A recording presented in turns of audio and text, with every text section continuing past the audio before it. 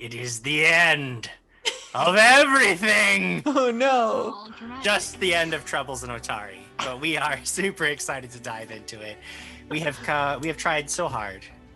We got so far. And tonight, in the end, we will know whether in the end it even mattered. With me tonight are a bunch of players. Katie, Xander, Michelle, and Gabe. You've very nearly done it. How do you feel going into the final episode? Yo, what if we TPK on the finale? Yeah, I mean, we can't rule it out. We've come close so many times. no. It has been nasty in several moments. Oh god, now I'm thinking of that the whole time. Somebody else. Oh no. I have fine. a lot of healing, guys. Yeah. I'll at least keep you alive, but if I die first, you're on your own. Sure, that's fair and possible. That's true. I'm feeling really sad, Jim, to answer your question. I'm feeling really sad because I feel like their story's just begun. It's not time for a finale. It's time for I don't know, like a big party that we will maybe have not died and defeated evil. So It's time for like the beach episode. Right. Each episode. Yeah. We all go to Hawaii or whatever they do in Plus. Ingot is a beach dwarf. Oh no, that reveal. that'd be great. Yeah. Hawaiian shirt. Before we dive in, I'll ask a question because in my length of time as a role-playing player, there's always moments in games that like stand out. There's like, I can remember, games when I was 12 and it's like, I remember exactly this, and this. So my question to the group is, do you have a moment from our time in Troubles in Otari where you're like, this one's the one that'll stick? I have mine. Ooh, go for it. The one that sticks in my mind most recently was disabling the trap, and Thea had put the lightning sword in, and then Ingot came up and added the shocking grasp lightning hands. Just that image in my head was really cool of us like taking this thing down. That was really cool. That was a good one. I agree. Excellent moment. Does anybody else have one? I feel like was that episode 1? Where you jumped off that cliff and every single one of us did the dumbest thing instead of just like doing it carefully. Like we jumped, we climbed, I think I used a slid. spell. Yeah, you like magicked. We refused to we're gonna use everything in our artillery. And I used the rope. Y'all. Yep. yeah. I was gonna Practical. say, I think Thea did it the right way. Yeah, I just jumped off of the cliff. Yeah. We just felt really invincible at the very beginning, as you do as players and characters, and so we just did a lot more crazy stuff at the beginning before we feared for our lives. And that was a really fun moment. I felt like I was like, oh, this is a good team. Yeah. Does anybody else got one? I think the moment when when Thea almost killed the bugbear and looked up at Waverly and decided to drag them to her instead. It was a moment of growth. It was like, oh, I really want to stab you, but she'll say sad things at me and I don't want that more. Yeah. It was a different Thea than episode 1. Oh yeah, he'd have killed him. He'd have been like, shake. I think one of my favorite moments that really sticks out is when Waverly was talking about her thesis with both Ingot and then Thea, and how they each had and this was way early on, this was like episode 2 or 3, they both had these amazing responses that were so honest, and I thought that was kind of like a really fun moment to kind of hear from them about her thesis.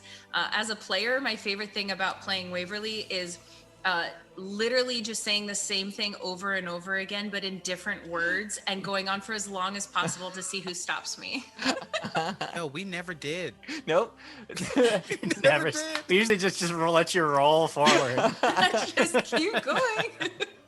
But to get a little bit meta too, a gift that you gave us, Katie, was asking things like that, because it forces us to think about, okay, where do I lie in that perspective with this character? And then that cements my decisions later on. So if I know where he's coming from and I help to define my perspective, that helps to create the character overall. So thank you for that.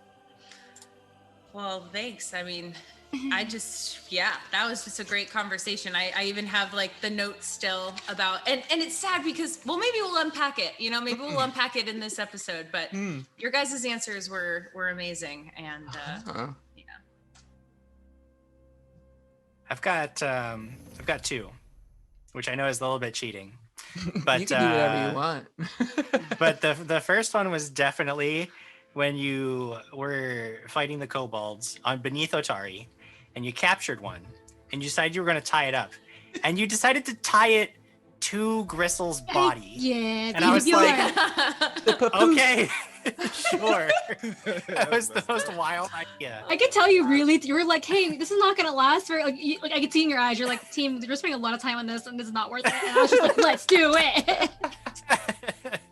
And the second moment was actually when Fee was talking to Blue Finley, and he made everybody leave the room, and he like had that heart-to-heart moment. And the reason that one sticks out is because it was a cool moment regardless, but Gabe Hicks tricked Jim Rodehaver. Later, when Gabe was like, oh no, that was all bullshit, I was like, I bought it. Like, Gabe passed his deception check. I bought that he was actually having a heart-to-heart with the ghost, and he got me. He got me good. Well done. Real life skill checks. Moments. Yeah. We have more moments to make. We've got this episode to go through. You have a cult of Lamashtu to stop. So I say we play some Pathfinder, and we get into it. You are all still in the Inkleholtz lumber camp. On the far edges of the Otari region, you have stopped a vicious attack by a group known as the Leadbuster Lads, who apparently have been heading up all of this monster activity in the region. Details on them are still a little vague, but it seems like they're kind of the root of the trouble. You discovered that these dwarves had been holed up in a place known as Maunder Castle, which is, on the map, it would be an overlooked ruin, a castle that, to the best of your knowledge, no one has been to, thought about, or lived in for maybe even centuries. It's little more than a crumbling ruin. But apparently, these dwarves have decided to make it their home. It's a couple hours after this attack. I imagine that you guys have been sort of tending to the wounded, helping to put out any fires. Actual fires. That you may or may not have even started. Who knows? Helped maybe gather up survivors who might have fled during the attack and making sure that everybody's okay while they evacuate the camp, because it was decided that, that maybe the region is dangerous to be in right now. The Jollibin, or Jollibee, I can't remember his name exactly. Jollibin? He decided that he was going to listen to you guys and actually leave the camp even after the attack, just to be safe, because it was quite an eye-opening moment for those in the camp.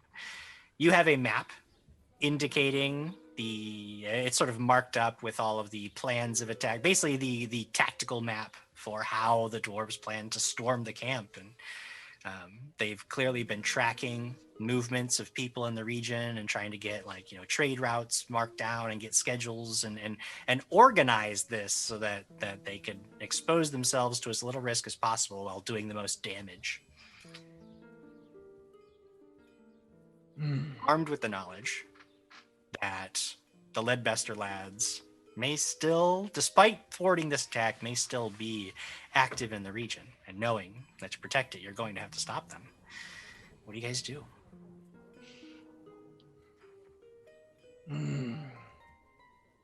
We do have access to their tactics, but is it just us that can take on an enemy so great? Kill the baby dragon, so yes. I guess it just depends on how many there are. Do we have any indication from that map how many total would be in that fortress castle?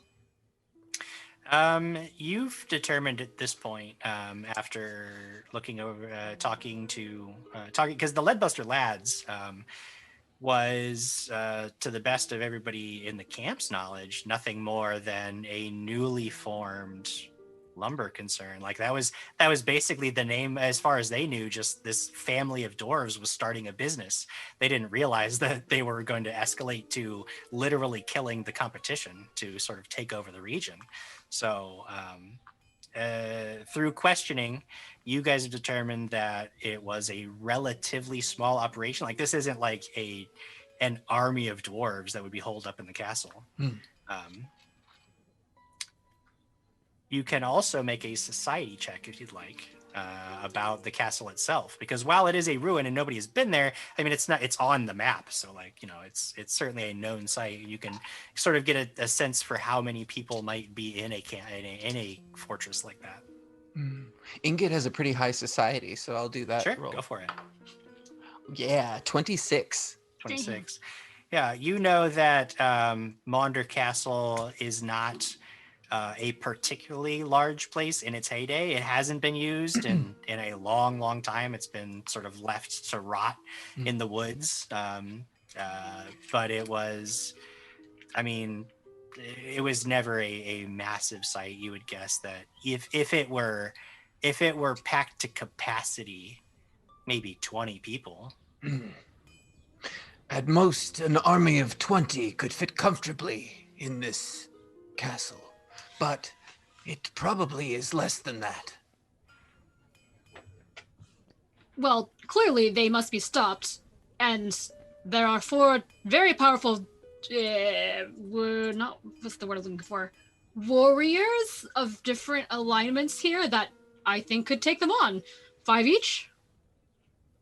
Oh, wow. Ooh, I mean, not like at the same time. I'm just, if that was a lot of math I just did right now, and I think you should be all a little more impressed. Oh, that's well done. That's quite a large number. 5.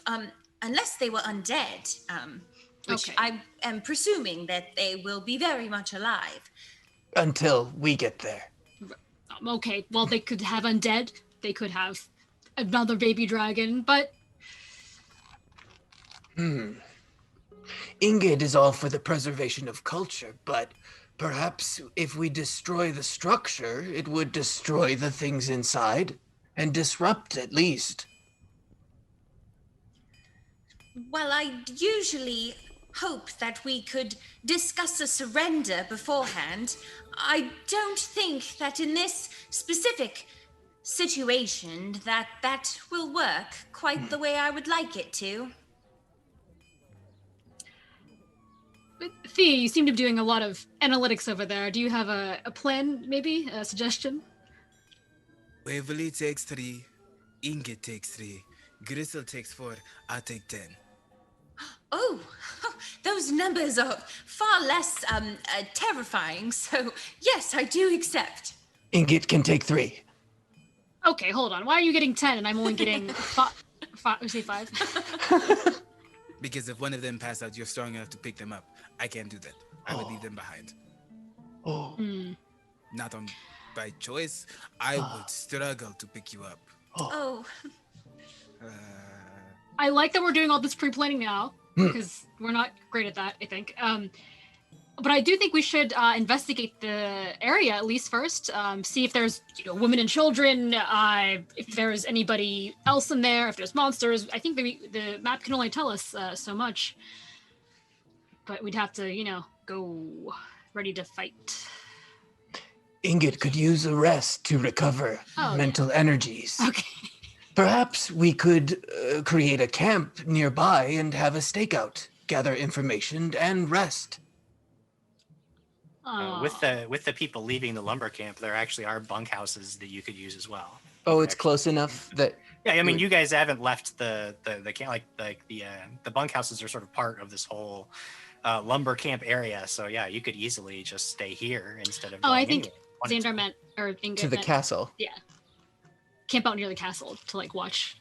Oh, that's also a fantastic idea, which you could definitely do. Yeah. I like that idea. I think doing some research, making a plan. This is all very good stuff. Before we barge in and do some pacification would be great. Just to be clear, that will happen anyway, but it's nice to talk about. Yeah. Oh yes, communication is by far the number one most important rule of adventuring. We already know. I mean, these dwarves, at least some of these dwarves are innocent of attacking an entire town of innocent people. So, some of them are guilty for sure. Anyone brandishing the seal of Lamashtu is up to no good, and I do believe that they intend to harm innocent people. So I, and also Michelle, is a little confused still about... So the dwarves want to take over the economy, and they also want to destroy the town. Are those both things true? I am a little confused, actually. I think so. The general sense that you got after talking to some of the officials at the lumber camp was that perhaps this was a situation. And after talking to or who you talked to about the dwarves first, but it was Lurok, the bugbear, was that these dwarves were in league with a cult of Lamashtu, using resources and gaining resources used to sow disruption. But there may have been sort of an opportunistic streak to this where they figured, I remember Lurak had mentioned that there was basically one or two actual true believers, and everybody else was just like, well, this is actually a really good opportunity for us to cause some serious chaos and then use that chaos as a way to take over the regional economy and screw Lamashtu. We don't care about that. We're just kind of using that as a way to cause disruption. Wow, so they didn't even commit. So there's the larger Lamashtu cult, and then there's the Leadbuster boys who are a part of working with that. Because when you had talked to Kotgar, after convincing Kotgar that you were part of the cult, his response was very strongly like, "This is our turf. Go home. Like you don't need to interfere with this. We got it under control." Perhaps that was a way for them to, if they were in fact just using the cult as a means to gain resources, to sow disruption, then perhaps it was a way for them to cover the fact that they weren't really actually doing what they were supposed to be doing for the cult anyway. Okay, so I was being confused for a good reason. And Gristle was also confused. No, I was like, I'm so confused. I don't know what they want to do. It's all good. Okay, so as established, some of these dwarves are guilty of destroying a town. Some of them are guilty of being part of a cult that wants to destroy everything. Both seem bad.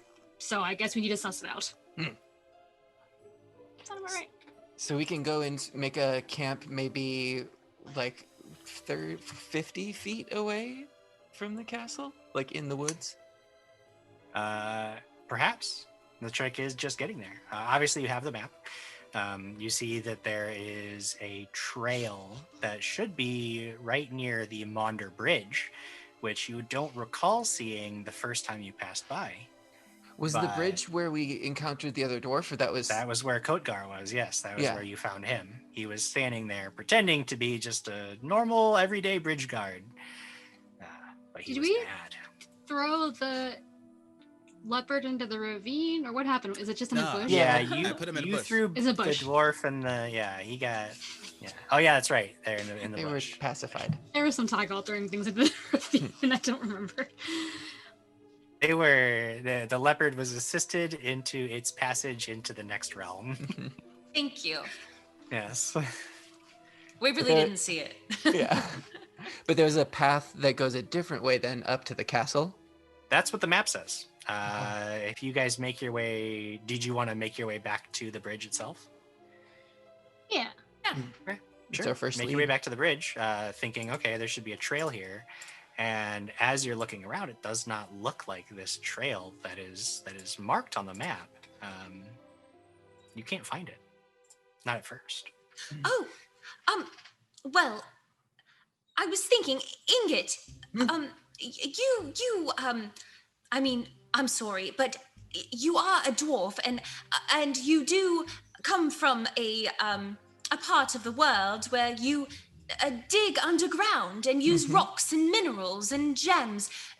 Perhaps, do you think, with your expertise, you might be able to see if perhaps this path or trail is underground? Yes, perhaps we could use Thee's expert opinion too. And Ingrid will take a look. Sure. The other option, if as you guys are looking for the path too, you note that the castle will be located north of the Granary Road. And though you don't see this trail, you could just try to hack your way through the forest. It looks very dense and unpleasant going, but that is not an impossibility if you wanted to. However, as you guys are looking around, I'll let nature or perception would both be appropriate. Actually, sorry, survival or perception would be appropriate skills as you're trying to figure out. I have a high survival. Go for it.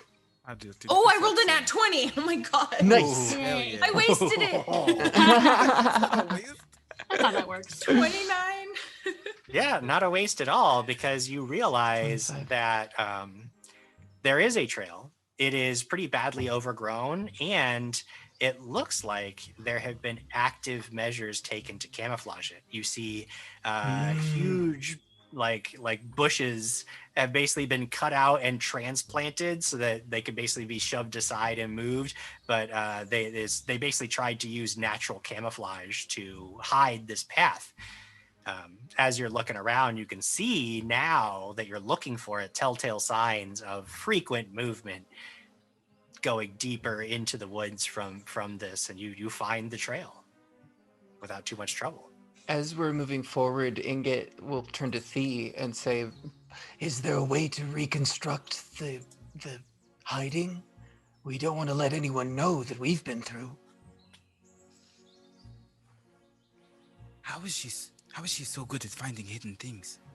She's just persistent, I think. Yes, Inget but that's thinks. terrifying. It took me years to do this. What the hell was that? Oh, don't worry. You are still very fearsome and quick with your eyes. I appreciate the compliments. I'm not worried about that. I'm just like, if she finds that, what the hell else is she going to find? Ingrid, we can't leave her alone. Inget knows that Waverly knows every dark secret. Did the bush go here or here? I'm gonna start trying to hide it again, but like he's considering all the things that he's done that he didn't think Waverly knew about. As he's everything. Gonna have to check one of those floorboards later. Right. The cleansing flames of Sarenrae reveal all darkness. But yeah, Inget will start to work to try to reconstruct how it was hidden. Yeah, it's not too difficult at all. It's designed specifically so that it's easy to move in and out and sort of camouflage the trail without leaving too many telltale marks, except for those who kind of know what they're looking for and who roll nat 20s on there And know all the dark secrets. and know all the dark secrets. Moving along the trail, you realize that you're pretty glad you did, because again, a lot of even the trail itself can be difficult to navigate at times. It's very badly overgrown. Again, nobody ever goes to Maunder Castle. This isn't a site that sees traffic, so the way there is pretty overgrown, and trying to cut your way through the woods would have been possibly even painful experience. But luckily, you had Waverly on your side to help make it through. As you're traveling, I would just like to know if anybody's doing any of them whole exploration activities. Waverly's looking at the map, so I think she would be making sure they're going the right way. Yeah. Sure. Yeah. Easily done with the assistance of the map. Anything else from anybody else? Inget is going to keep using perception to try to look for traps. Sure. Searching the area for traps, not a bad idea. What is your perception bonus? 6. 6. Okay. The Gristle. Well, and I would like to do investigation. Not something that Gristle would normally do, but I feel like I've... I just feel like I need to know the whole story, and I'm still very confused. So I'm looking for any kind of clues to the number of people using this trail, dropped items that could give us a clue what kind of dwarves or other people or extra monsters we might find. Sure, that sounds a lot like you're trying to basically use tracking to get a better sense for how this trail is being used. So why don't you give me your survival bonus? That's a 0. 0? Okay. Okay. Sometimes the die can still get you a good result. And then Thee? I'm going to stealth. Stealthing along, avoiding notice. Yeah. All right. Bonus of 11. All right. Excellent. All right. So going's a little bit slow as you guys are moving very carefully, inspecting things. You note that most of the, even though you're not necessarily trained in tracking, Gristle, you do note that there's definitely traffic that goes through this area. The path itself is relatively narrow and overgrown. So again, it's probably not wagons, and you would guess probably just individuals moving back and forth. But you do see, like, occasionally you'll see like a boot print in the mud, or occasionally a paw print too. You remember the leopard, and you're wondering if perhaps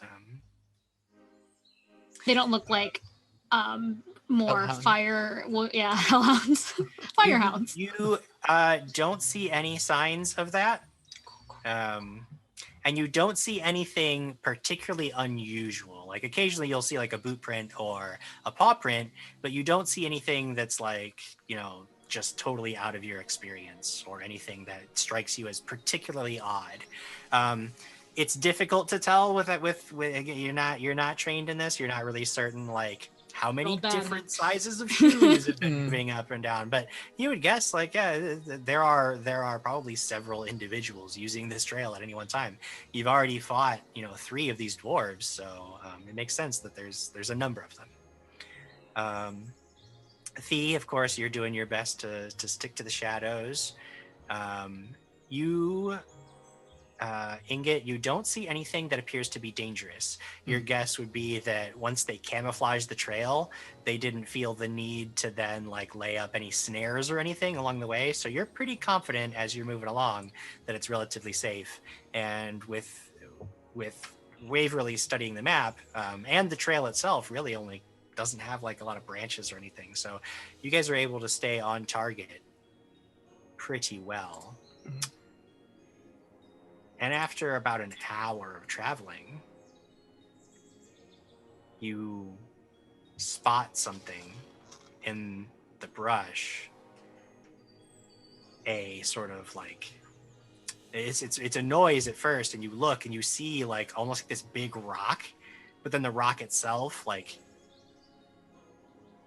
starts moving, and it has this reddish brown hue to it.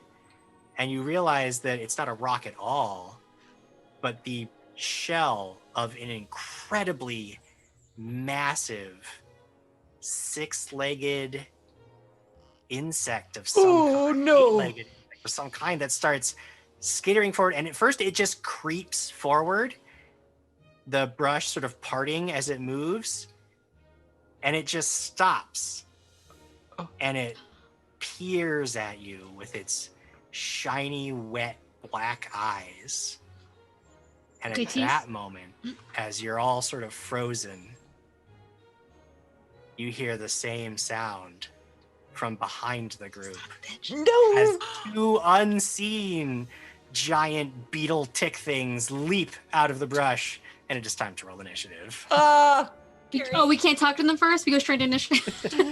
These ones are not interested in what you have to say. I don't know. You don't know what I'm going to say. Unless it's, yes, you can have some of my blood. Right. They don't care. I was going to give it a pickle, but that's fine. I rolled a 16. 16 for Gristle. And, still using perception for that one. So Yes, I'm at except a for dirty... Thee, who gets to use Stealth. Nice. A dirty 20 for Ingot. Me Dirty 20 too. for Ingot. Ooh, fight me. Twinsies. Yay. You can go first. Oh, okay. My dex is Okay. 1, if that makes a difference. Normally I would ask, but if Waverly's gonna just, after you about it, Of then that works course. for me. I have no problem with that. You can definitely defer. What am I And gonna then do? Thee, what are we looking like? Thee? Uh-oh. Sorry, I didn't catch it. Oh, Oh, I is think he might be frozen. Did we Oh yeah, lose I him? think he might. Oh no! Oh no. Oh no! We lost him. Stealth. He's so stealthy. He's just gone. He left the group. He finally abandoned you. You Oh, have to fight these things on your own. Oh. I don't know. I will give Thee a second here. Yeah. And I assume with then using if the that 11, works- it's probably pretty high. Oh yeah, he's probably first. Oh no. I'll tell you what. You turn around and you don't really see Thea at first. So Ingot, Okay. what do? It's your turn. Yay. You're first in line. Okay. So first, they've noticed us and they've kind of trapped us. Oh yeah. Okay.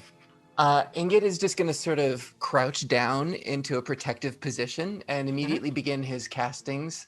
But he's low on spells a little bit, huh? Still from the last one. Should have rested at the thingy. Whoops. He Dang. gave it to us on a silver platter. I know, We're like, I We'll rest on the way. So Ingot is going to cast Mage Armor on himself. Sure. Always a good one. And then I think that's 2 actions. And the third action, I'm going to raise my magic cantrip shield. All right, just turtle up as Yeah. these things pop in. I love to imagine that mage armor on Ingot just looks like crystals grow out of his skin Yeah. and just form a protective barrier around him. You can see him as he's like really contemplating what's happening and curling into himself. That's exactly it, that these spiked crystals start forming all over his body. Nice. I love it. That's going to give you a hefty bonus to your AC Yes. as we move to Waverly. How far away is the closest one? They're all about 15 feet away Oh, from you.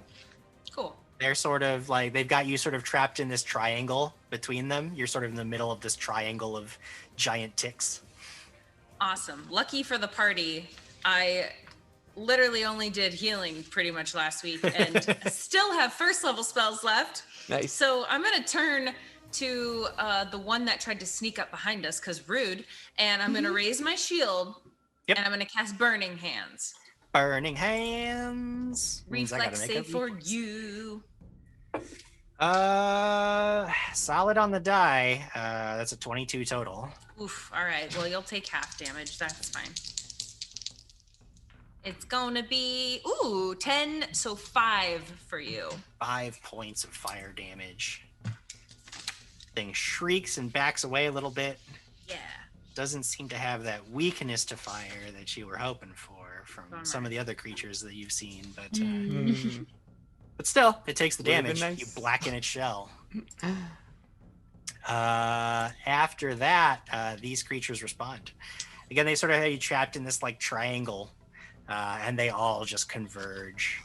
One of them, the one that you burned, Waverly, coming right up next to you. You note that they move kind of slow, like they're not particularly fast despite all the legs they've got. But it comes right up next to you and tries to stick you. Ooh. No. Oh, that's pretty good. 26 total. Oh my gosh. Wow. What? there's nothing I could do to get my AC that high. Yep.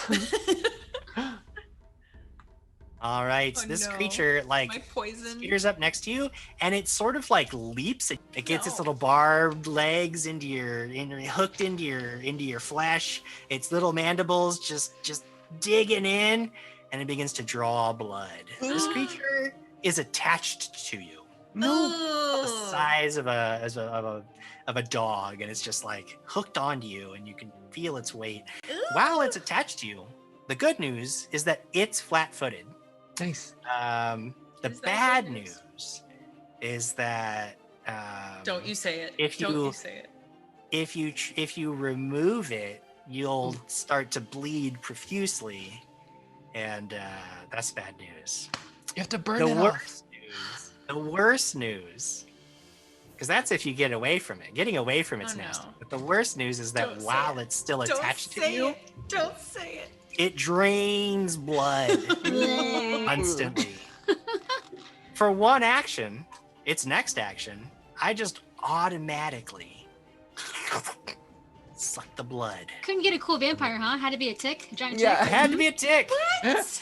You take 2 points of damage. And it gains 2 temporary hit points. From Much longer, I'll tell you what. Yeah. And because you've had your blood drained, you are drained 1. Oh, I knew it. Yes. What does that mean? You are. It means that your blood or life force has been drained and you become less healthy. Drained 1 means that all constitution-based checks, such as fortitude saves, are reduced by 1, and you lose a number of maximum and current hit points equal to your level. So I lose 3 more hit points? Is that what you said? Yes, from the drain, yes. Okay. Oh. But luckily it's just drained 1. You're okay for now. You're okay for now. There is, unfortunately, one last thing. But we're not going to get to that. I'm just going to make a mark that you've been bitten. No. And leave it at that. What does that mean? Dang it. Doing a secret thing? Yeah, I know what it means. It's fine. Let's move on. Go attack someone else. I will. You know what? I will go attack someone else. And that someone else is going to be Gristle. Yikes. The tick skitters right up. Tries to do the same thing to you. Little hooked, barbed legs coming in. Oh my gosh, guys, I'm sorry. That's a 19 on the die. AC's 20, my dude. 27 total. Oh shit. I know. I do that all the time. Cocky. Did you see me? I know. You were feeling it. You were like, yeah, but you forgot that was on the die. Which means that I definitely got you. This thing leaps up, gets it. 7 points of damage. For its second action, it drains your blood, dealing an automatic 4 points of damage and making you drained 1. So wait, it was 6 points of damage or 4 points of damage? 4 points of damage. So it was 7 points of damage just from the bite. Okay, 7, right. And then it used its final action round to drain blood for 4 more points of damage. Okay. Thank you. No problem. And I'll mark down that Gristle's been bitten as well. For no reason. For no reason. I hate those. And now for Ingot. Now Ingot's got his defenses rocking. Let's see if they hold up. Maybe.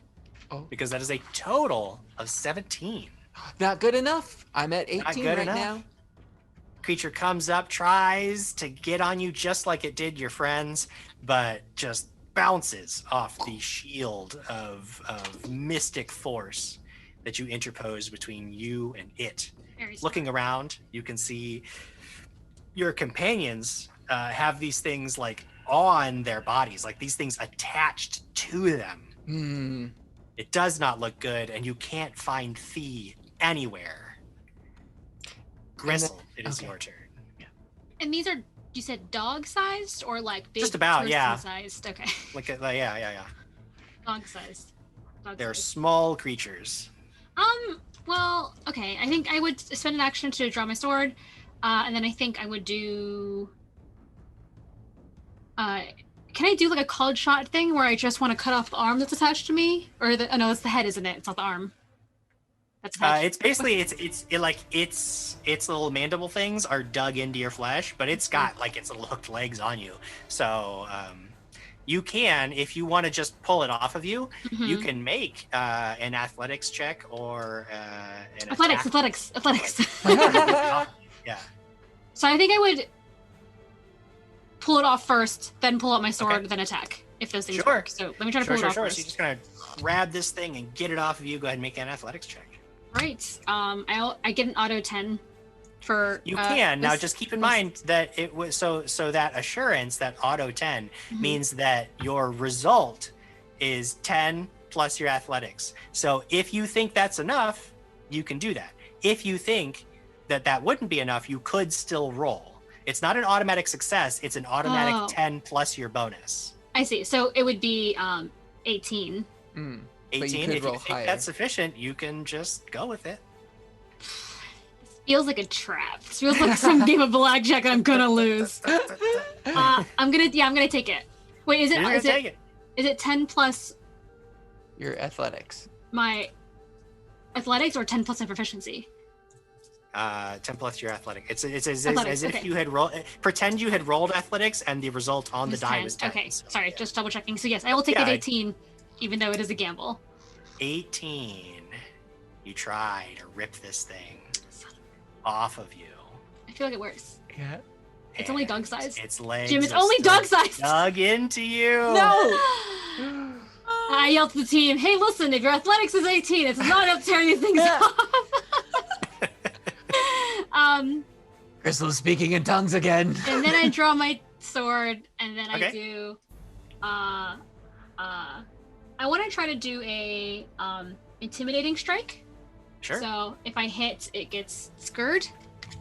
Just regular melee. That is a 13 plus 23 to hit.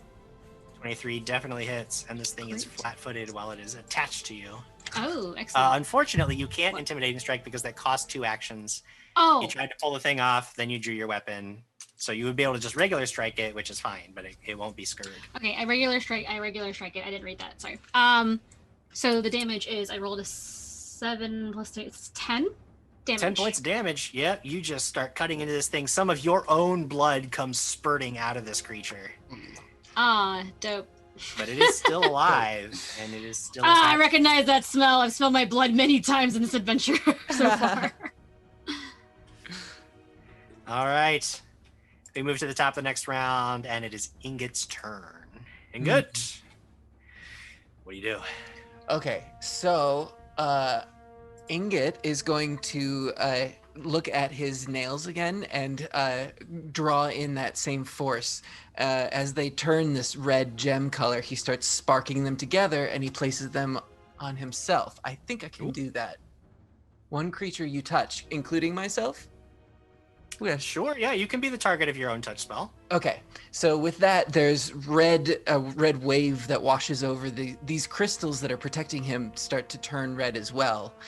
So that is 2 actions, and on the last action, he pulls out this red vial and downs it. And that's the capsaicin tonic. Okay, all right. I dig it. Interesting. I don't know what you did, but I'm eager to find out. Waverly, you've got a tick attached to you. It's draining your blood. What do you do? Yeah. So usually when you see Waverly cast magic, it flows through her arms, out her hands. But this time, you kind of see the magic ripple through her body and down to where this creature has a hold of her. And she is going to cast Burning Hands through her body and onto this creature. The only thing is that because you are considered grabbed, to use to manipulate to cast the spell, it's a DC 5 flat check. Oh, okay. So it's not bad. You just gotta see if you can pass that. Rip the Band-Aid off. Jim, Yes. do you want to know what I rolled? I do want to know what you rolled. Jim, do you want to guess what I rolled? I'm going to guess that you rolled a 4. 5. Oh, It's a 5. what does that mean? Exactly a 5.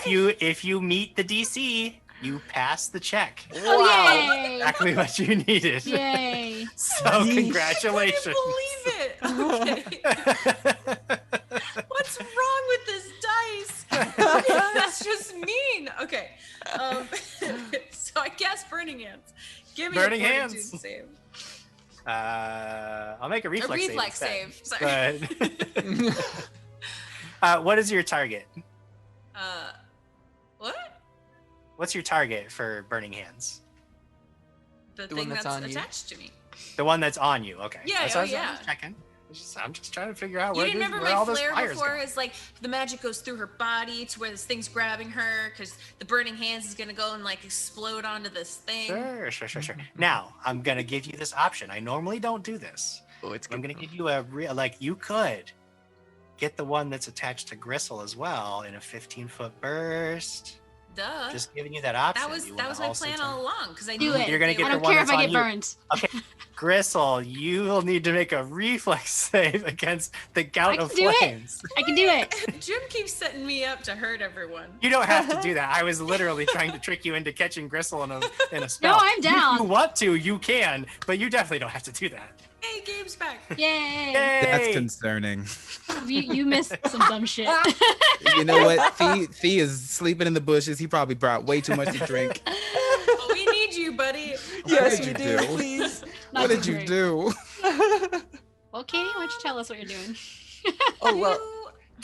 You- To catch you up real quick, Thea's been in the shadows. Termitey monster things have attached to Gristle and to Waverly. Ingot has protected himself, but there is one in front of him as well. Oh yeah, hell no, I wouldn't have come out. Yeah. And I think we have one like saved action of yours, and then it'll be we skipped your top of the round this time Perfect. because we assumed you had a higher initiative than all of us. Probably. just If I'm assumed, rolling stealth, yeah. it would have been a plus 11. Yeah. Yeah. You can roll initiative, and I'll Yeah, put you you know, in the I order got at this you. point. Yeah. That's a 27. Oh yeah. Oh yeah, you're way first. Oh my god. Waverly. Anyway, we'll resolve your spell, Waverly. Again, you certainly can catch the one that is attached to Gristle, just keeping in mind that it is attached to Gristle. Right. So- I think it's worth But it you if don't it. have to. I think it's worth it if it will let go, and that's her thought. And Gristle's so strong and brave. So Very mighty. yeah. Are you trying to like negotiate its response with me? Because I'm not going to tell you whether it's going to let go or not. No, I'm negotiating. I'm negotiating with myself. Okay, I got you. Do I'm it. Do it. justifying my actions. All right, here we go. Yeah, Gristle's Gristle just yells. standing there like, do it! Yeah, Get me in the flames! Gristle's trying Oh, to Arnold. Jim, did you roll a reflex? I'm save? rolling reflex saves right now. Okay. I got a 19 total for one of them. That's Is there a second target for this? yeah. It'll be Gristle Okay. and the other one. Yep. All right. Uh, Natural 1 on the one on Gristle. Okay. Ooh. Natural 1. Crit Critical fail. failure. Love to see it. Why can I roll my On own? the other side. Yeah, you are rolling your own save. Yeah. Roll high. Oh, you rolled one for something else. Okay, I was like, what's going Yeah, on? the one that's attached to you. Oh, I see. Oh, the buggy. Okay. Yeah. That's a 16. Is that not a thing? Okay. That's a thing. It's a number. What am I rolling against? I Reflex. yeah. I rolled 11 points of damage. So Gristle will take. Do you round up 6 points of damage? Yeah, you round up. Gristle will take 6 points of damage. The one attached to Waverly will take 6 points of damage, and the one attached to Gristle will take 11 points of damage. Nice. Okay, that's fine. Well, the one was a critical failure, so it will take Two. double damage and Awesome. Oh, that's right. die. It just when the flames recede and the smoke like clears, you see Gristle is pretty badly burned, but this thing is really just a blackened husk and falls off of her body. It is dead. Wow. Yay. Excellent work. I'm a little burned, but I'll be okay. Probably. I have one more action. May I attempt some form of check to get this thing off of me? Sure. If you want to just rip it off of you, it's athletics or an attack roll, whichever you like better. Well, seeing as I have a 0 to athletics, maybe an attack roll? Sure. Just try to grab it and rip it away from you. Oh yes, like a melee attack roll? Yeah, like an unarmed, as if you an unarmed strike. So you should have unarmed listed somewhere in there. If you can't find it easily, just roll a regular attack. It should all relatively. I have a +6 attack. Yep, that makes sense. You're a third level character. Yeah, Oh, Your okay. dex plus your proficiency. you're a big time hero now. Yeah, big damn hero. That's gonna be a 17. 17, not quite enough. These things are tenacious. It is able to stay attached to your body. You're not so certain that's a terrible thing though, because as you were trying to pull it away, it like hurt real bad. You saw blood was starting to just like pour from the wound. You're like, oh no, could have been a bad thing. Do I need to take more bleed? No, you don't, because you are not taking persistent bleed now. When I had mentioned you would take persistent bleed, is if you do rip it off of your body, like the wound will bleed. But for now, it's just going to sit there and drain you. Yay. And I'll do that on my turn, no worries. Which is right now. My turn is right now, in fact. I will go ahead and just take all 3 actions to drain your blood. There's really no reason not to. I guess so. This thing, it just is attached to you, and it starts to go. You take 3 points of bleed damage from its first action. You're going to take 2 points of damage from its second. And as its third action, it deals 4 points of damage. It's just like pumping blood into its own body, and it gains temporary hit points equal to the amount that it has drained. So you see, like, its wounds are not like it's like getting bloated with blood. It is nasty. I missed. There is one. Didn't exist. Yeah. There is one that is over by Ingot that was thwarted by his magical field of protection before. It is going to try to get him again. Trying to attach to him, and that is going to be a 17 total again. Not good enough. Just rejected. It's going to use its second action to try to attack again with even worse roll. Yeah. Then I might as well crit fish. There's no point in not. But I don't get it. Yeah, that's a 14 total. So it's just trying, but it just like it doesn't seem to understand how to avoid all these magical crystals that like have coated your body like a sheen of armor. It cannot find purchase. It cannot attach itself to you. And we move on to Gristle's turn. Oh, should we go back to Gabe and Oh, get yeah. his turns in? I was gonna just pop, since he would be next in line, so I was just gonna pop him in on the next one. If that's okay. That's so fine by me. I don't want to get Okay. close to these things until I have to. Yeah. Okay, so make sure. Appreciate Man, I'm so ticked off at these ticks. That's Michelle talking. Oh, that's what they come here for. As I move over to the tick that's still attached to Waverly, I step on the one that's like to crush it into a million ashen pieces on the ground. Oh yeah, it's just basically powder now. In my fighter's rage. So I'm gonna move over to that one, and then I'm going to use power attack, which is 2 actions. Yep. To hit it twice in the face, in the mandibles. I don't know, somewhere. That's a 26 to hit. Hell yeah. Oh, God. Yeah, that does it. In fact, because it is flat-footed, that is a critical hit. Ooh, so I get to roll my dice 3 times? Because You power roll. Yes. okay. Let's roll this. Let's add these up. It's a 5 plus 4 is 9, plus 3 is 10, 11, 12, plus 3 is 15 damage total. Plus another 3 is 18 points because you add your bonus damage twice, so that plus 3 gets added twice because it's a critical. Oh, So okay. 18 points of damage. And now, I mean, this thing, as you cut into it, it almost explodes. It's just so swollen with blood. There's just blood everywhere. This thing is still alive, probably because of how much it had fed. But you dealt a significant hit. And it's missing at least 3 of its legs. And it's missing at least 3 of its legs. Thee, You've been sticking to the shadows. Yeah, you saw safe these out here. horrible creatures attack your friends. You were hoping you wouldn't have to get involved, maybe. You're just thinking maybe they can handle these just awful little blood-sucking things. But you realize they're actually starting to get in a little bit of trouble and they might need you. I hate that. Going to sprint at the tick near Ingot, and I'm going to pull out my short sword and take 2 swipes at it. Sure. I would say that if you want to use 2 actions to move, you could get into a flanking spot. 1 action would put you in just a regular. Let's do that. That's better. All right.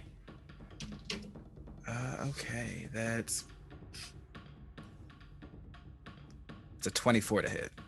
24, and this thing is flat-footed with you flanking, so that is going to be a critical hit. Yeah. Let's see it. Okay. 3,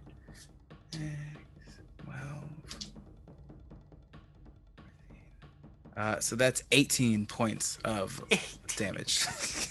Okay. Yeah, you just appear out of nowhere. Ingot, you're standing there, and all of a sudden, Thea is just there. Like, you blink, and he's just there, and just skewers this nasty bug right in front of you. This thing is twitching weakly. It's still alive, but probably not for long. I hate bugs. I hate bugs so much. I hate bugs. Ingot, you did some magical prep, and you took a capsaicin tonic. Oh, they're disgusting. God, why? It burns like your whole esophagus is practically on fire. God, its legs are so long. You can see Ingot's face is turning red, and as Thea appears, you just see this like apologetic look over his face as he belches. And a cloud of fiery mist comes out of his mouth. Settles into the wound created by Thee's vicious blow, and this creature is like thrashing and wriggling and clearly in agony. I believe it's 1d4 points of damage for as long as it stands in the cloud. So 3 points of fire damage for that. 3 points, which is going to be enough. This thing was on its last legs, and now it's like its carapace actually starts to melt, and you realize you had that in your body as this thing is like melting in front of you. You're like, oh wow, probably shouldn't make a habit of drinking these. So that's just 1 action to do. If it's sure incapacitated, there's one that's still on Gristle, right? Or no, on Waverly. Waverly has the one attached to her, yes. So he's he had apologized to Thea. He turns to look at Waverly and has the apologetic look on his face again. As tears are streaming down, he casts Burning Hands. Oh gosh, okay. That's going to be a reflex save from all waves.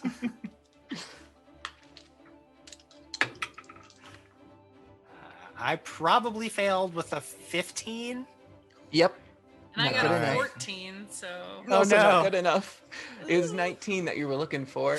Yep. Oh no. But it's only 7 points of fire damage. Oh my gosh. Okay. Is that after nearly being exploded by Gristle's power critical, this thing just crispifies. Its remaining 5 legs just curl up under it, and it drops from Waverly, who is smoking and burning and probably looking pretty bad, pretty pale and weak herself at this point. This thing spent the entire turn draining. She shares a moment with Ingot, who's just snot pouring down and like crying, red-faced in tears, with smoking hands. Oh, God. Ticks are dead. Good. I don't like bugs. I think we lost Gabe's video again. Oh. Yeah. I thought he was just looking at us disdainfully, but no. It's just no. I have about 2 feet of snow, and that has been causing. Oh no. Okay. Oh no, man. Yeah, that's why I don't go outside. I mean, I wouldn't anyways, but this just makes it worse. We can still hear you, which is lovely. I like this. Yes. Yeah, I can still hear you, and we can see you, just not active. Yeah. You just look mildly annoyed with Really everybody, mad. which, I mean, Par for truthfully, the it's very Fee.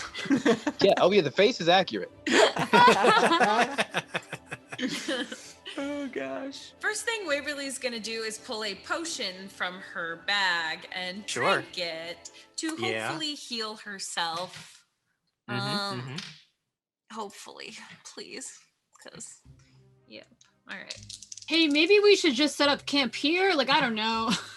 We should get any closer. Water. I throw What if water they're on more Ingot. bugs? I don't like bugs. Mm.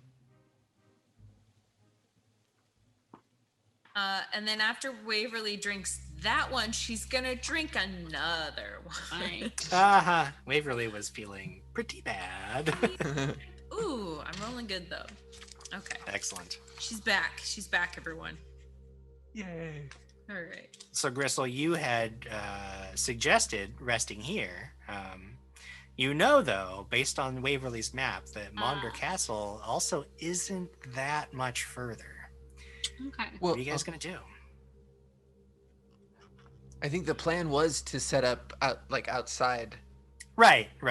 You can't see it from where you are. I know that it was sort of a Like to a stakeout. over. What I'm saying is, like, if you wanted to get a look at it, you'd have to go a little bit further, or you could just camp right here where you don't see it. But to be fair, they can't see you if they're in the castle either. So I think, I'm a little injured, and I think we're all a little grossed out by what just happened. But I think if we just go a little further, keep our guard super up, stealth the heck out of it, Yes. set up a camp, and then we can take turns doing watch and observing movements around and in the castle, around the castle. Cool. So you decided to make your way forward, a little bit closer to the castle. Get some more encounters. Yeah. Yep, and there are monsters everywhere. No. Lamashtu. Lamashtu Baby herself. dragon. The avatar of Lamashtu was waiting just up ahead. Now it's time to fight. I believe you though. Yeah. Hidden amongst the thickets of tall trees, you find an overgrown but otherwise intact hulk of Maunder Castle. You can tell that it's not really been in service for a long time. And even now, you might, just passing by, assume that the building stands abandoned, except that in the keep, it stands maybe 2 stories tall. You see in the one of the arrow slit windows, there's this flickering green glow. Surrounding the keep is a 15-foot high wall. There is a portcullis in the wall that currently stands closed, and you see that just beyond the portcullis there is like a lean-to that's been constructed. Seems kind of odd, but you don't see anybody there. You also don't see anybody. So you have a sort of view of the castle, but you don't see any, aside from that flickering glow in the window, you don't see anything. The castle itself doesn't look like it's really all that, even if it's in its heyday, wouldn't have been all that impressive. This isn't some kind of grand palace by any means. It's just a keep and the wall and the grounds between the keep and the wall. Really almost like a glorified watchtower more than anything. About what time of day would we arrive? Was it like late evening? It's probably getting pretty late in the day because you guys had that whole fight with the attack on Inkleholt's lumber camp, and then you came straight here.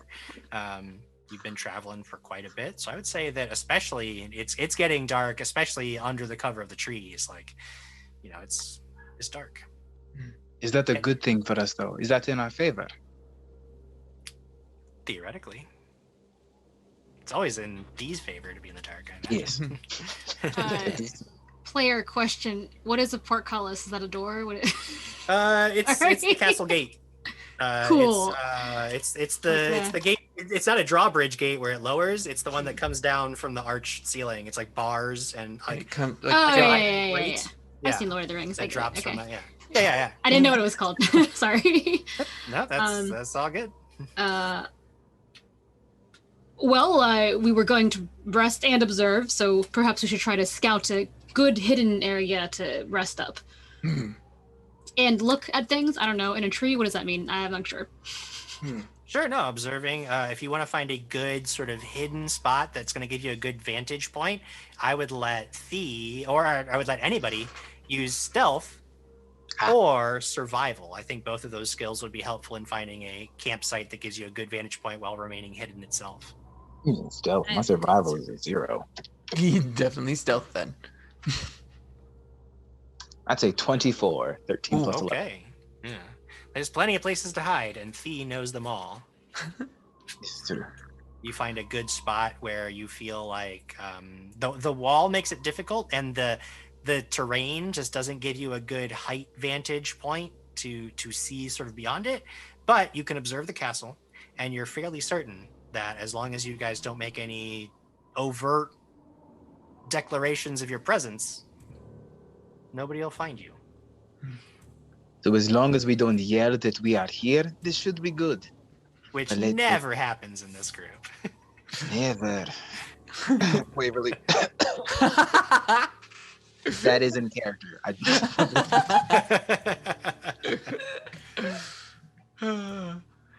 As soon as there's like a camp set up, Ingot passes out. Ingot is spent and tired and bruised.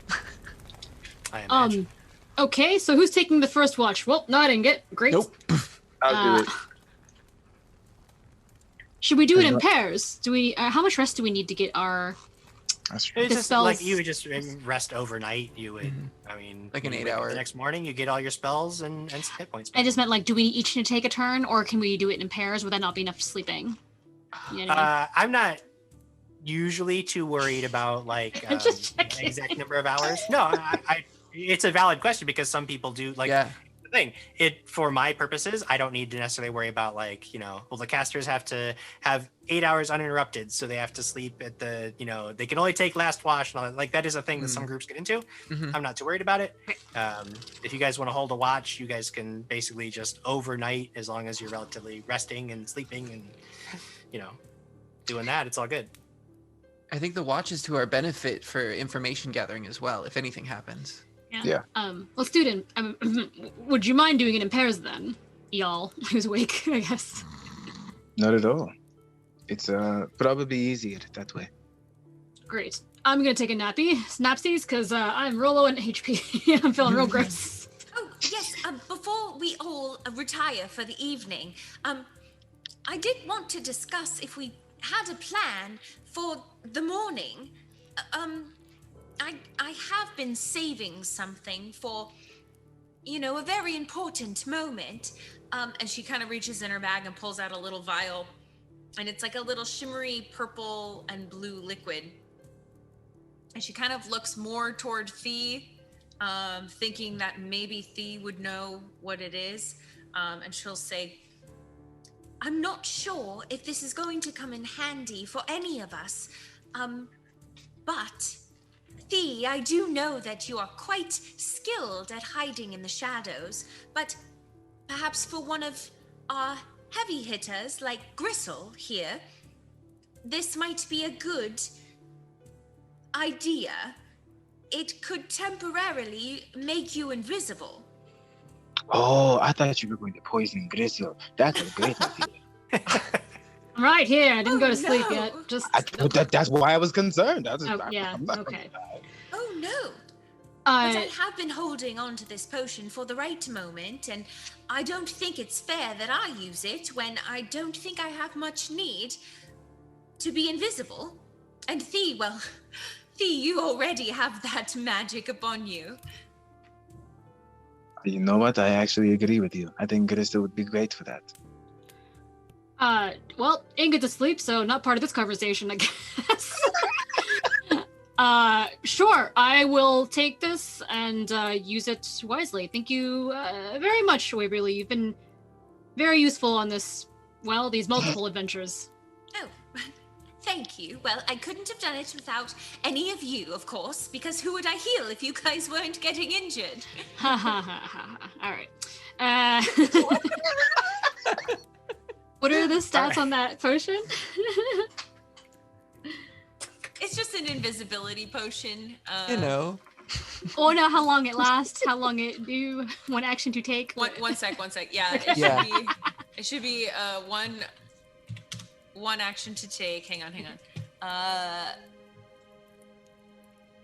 You become invisible, which makes you undetected to all creatures, though creatures can attempt to find you, making seek actions to try to like locate you if they know that you're there, but they can't quite see you.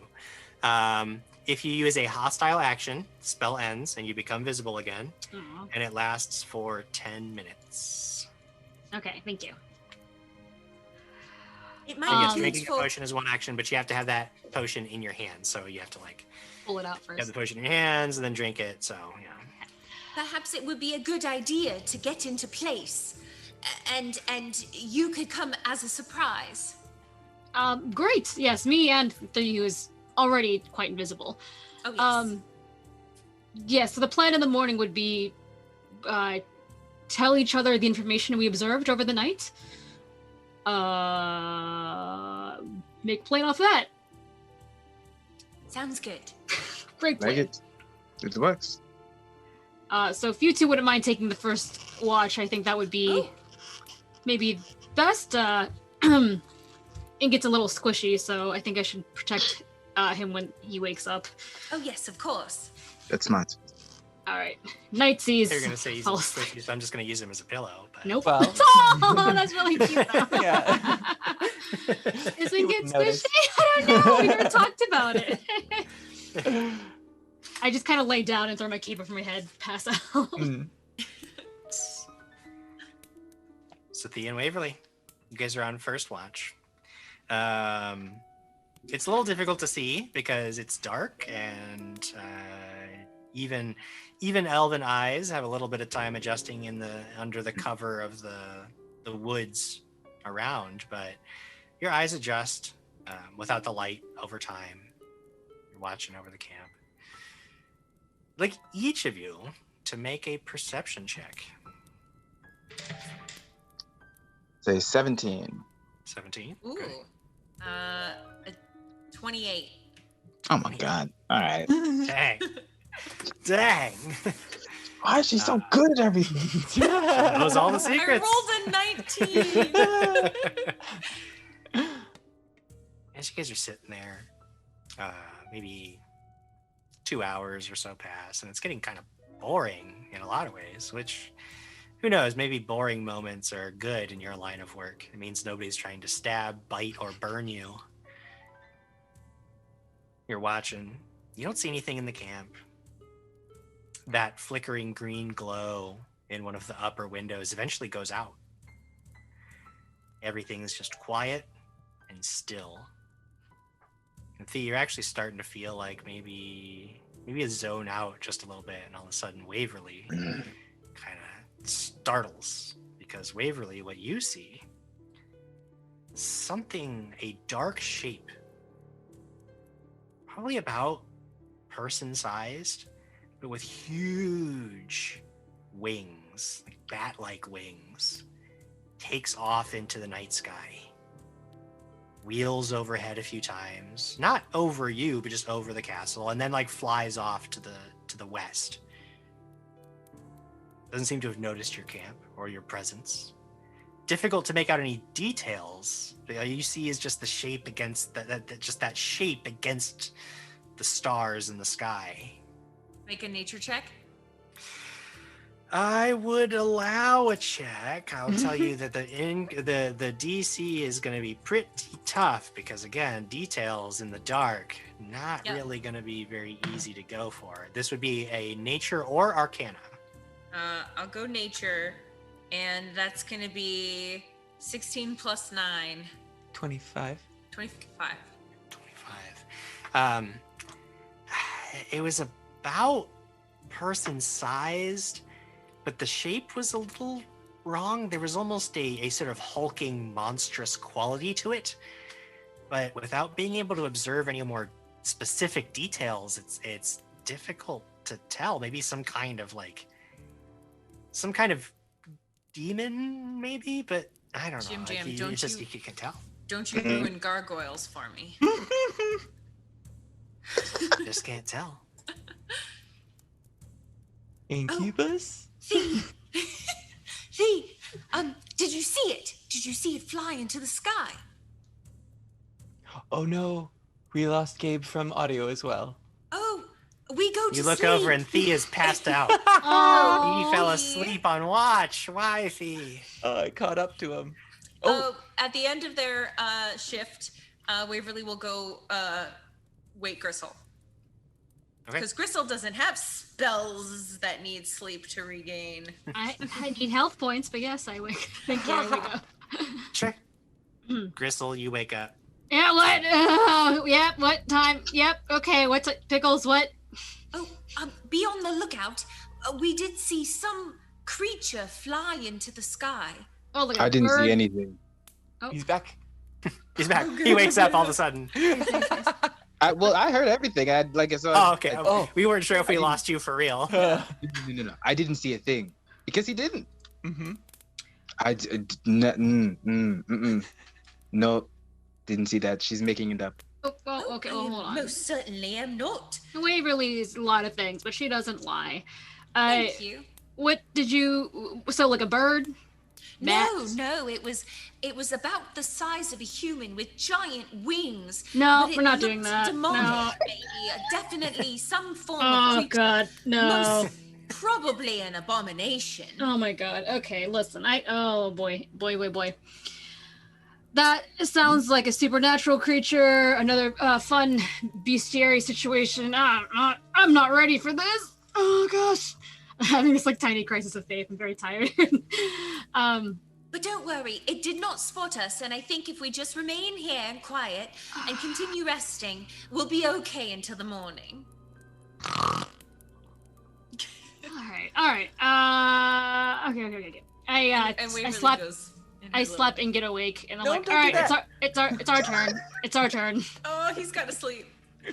No, I thought we was halfway through. Yeah, no, it's fine. Yeah, as long as you guys get through the night and rest, like you'll be Cooling good. you back one spell slot. Yeah. One spell. That's right. And there's like flying nightmare people, apparently, and it's our turn to watch. So. Oh, okay. Good. Yep, and you're the one with the night vision, so let's help each other out here, buddy. Okay. And I'll pick up his glasses and get ready. Yeah, you two, good job. Good work. Terrifying. Have a good night. Sleep. Big bug people. I hate it. First giant ticks now, and then first leopards, then giant ticks. I guess before that, fire wolves, and now flying people, which is not great. Abomination. Demons aren't beasts, Waverly. That's ridiculous. He's already asleep. He probably goes. I think Thea goes to sleep in a tree. Nice. Sleeps up in a tree. I'm not staying on the ground. There are bugs. Yeah, down let there. them get eaten. Buggies. Let everybody else get eaten first. That's the way it goes. All right. Ingot And I search. Yeah. This was survival or? Perception. Oh, I'll take Keep perception. keeping watch over the castle.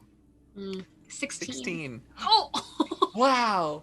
You're all the We same. see the a same lot. thing. Yeah. Well, kind of. Or not. Looking for this potential creature that Waverly talked of. Some time passes. And it's dark. Now, normally, 16 would have failed. But Ingot's got that dark vision. Ingot does. Ingot's got that dark vision, so he sees things just a little bit clearer. And you don't catch a good glimpse of it. But as you guys are sort of like chatting and drifting in and out and keeping watch over things and trying to make sure that everything's good, Ingot, you're sleepy still probably, but you do catch a flutter of motion, and you see at like almost out of the corner of your eye, and you whip your head back towards the castle, realizing that you had sort of diverted your attention just a little bit too long, and you see something like dip.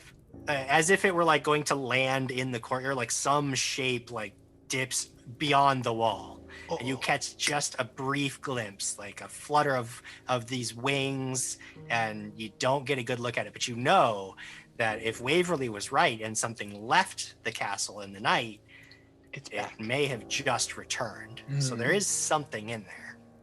Demon's back. Inget looks over to Gristle. Great. Is the demon confirmed, or are we just guessing? Demon confirmed. Okay. All right. So we're gonna fight a demon. I thought these were gonna just be dwarves. Maybe like one more wolf situation. We are strong when we are together, and we shall do this thing. Yeah, but like demons are magic, and I don't really understand how that works. And plus, they fly, so they have tactical advantage. Ingot is magic, and Thee can sometimes feel like he's flying. He's not flying. He's just walking really quiet, I think. Falling like- with grace. Oh, okay. All right. So we're gonna fight demons. Trying to mentally get my spirit around that. All right. Great. More information. That the demon left, demon came back. Probably gonna fight a demon. Great. Glad we did this whole recon mission just for the information. Wonderful. While we're looking around, can we spot any other entrances or exits Good to call. this place besides the portcullis? The question really is, do you want to like walk the perimeter, Oh. or do you want to stay where you are? Because from where you are, I can tell you, no, you don't see any kind of like portcullis. And the But if you wanna figure, get another angle. the figure moved like above the walls and stuff, right? Yeah, It this, didn't use- Waverly specifically mentioned it like flew away from the castle, and then what you saw, it looked like it would have, it probably just flew up and over the wall. Like, seems very reasonable. Should we investigate? You guys wanna leave the camp? Or Yeah. are we gonna die? Yeah. No, Do you wanna- it's fine. do you wanna It'll be leave- cool. do you- Okay, cool. You want to cool. leave your sleeping friends all alone near the? We're just gonna Oh. take a little peek. If they You wanna die. just wanna- It'll be fine. Just No. It's fine. It's fine. what could possibly go wrong? Good. Nothing. Xander, I was supportive until you said that. You don't never say that. I am actually scared of for Gristle now. All I right. think that, I think we should go look a little, not like touch anything. Okay, because I feel like demons can sense touching. But we did notice there was a small lean-to, whatever that means, next to the portcullis, a word that I know. So maybe we should look at that. perhaps. I if just we want to were- point out the two people that are going are A, the people who don't sneak, and B, the people who are not basically made to No. handle Okay, it. Thieves sleeping, so all this reasonable talk, he's Yeah, sleeping. it's I'm sorry. I can't Gabe is allow just it. upset with us. Split the party and leave your fellow party members asleep. Well, listen. I do have magic invisibility potion, so I can just go yeet at any time and leave Ingot there. Don't waste it. You can always It's just important. armadillo. Also, I do have stealth now because when we leveled up, I took it because I learned it from V. So I have a. Yeah, I learned it from watching you. I learned it from you. We're just taking a look. This is how you do a finale. We're just looking for another entrance. That's all. We're stealthing, Jim Yeah. Jam. So Okay. important that we mentioned that. Yes. All right. Hey, it's I One like thing that we're you're looking still- at to save some time for later, and then we're gonna head back. Hey, obviously, it's just the one thing. One thing. One Obviously, it'll be safe. little bitty tiny Nothing thing. can go I'm not wrong. gonna touch anything. Roll stealth checks. Nat 20! Nice. Hey. That's 26 total.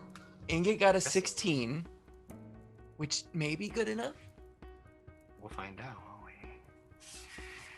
You be making your way around the castle, outer wall.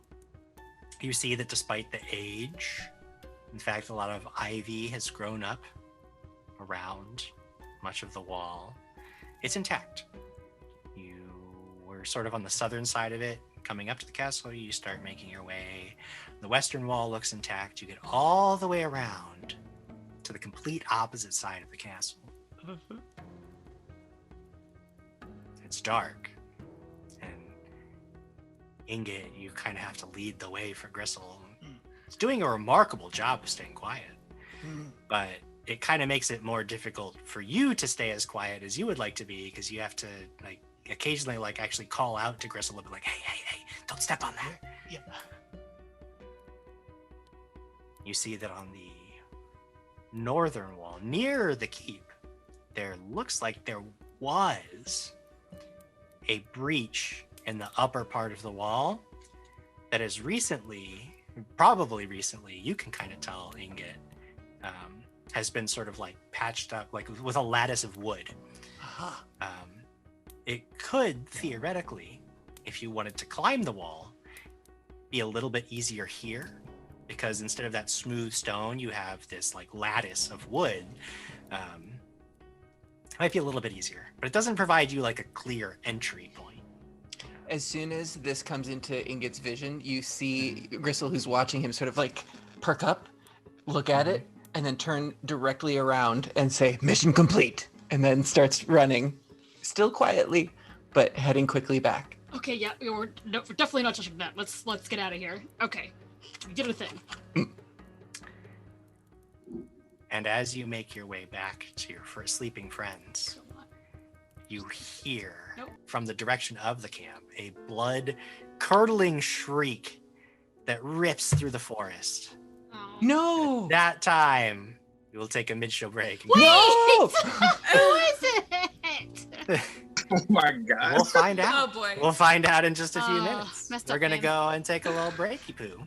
Get all this tech figured out.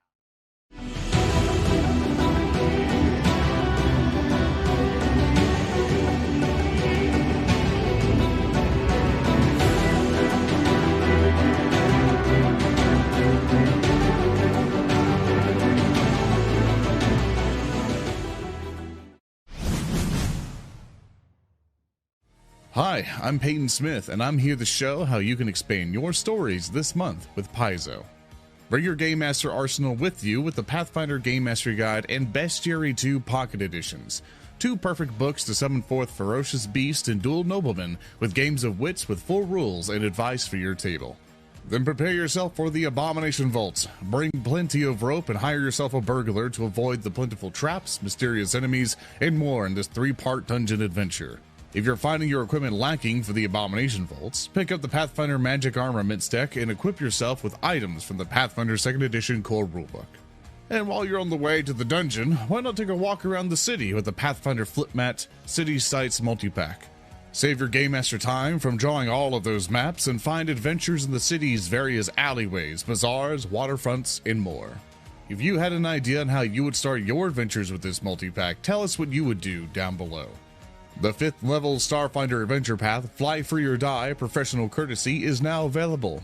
Your friend has invited you to the ocean planet of Antha, a planet being terraformed into a paradise.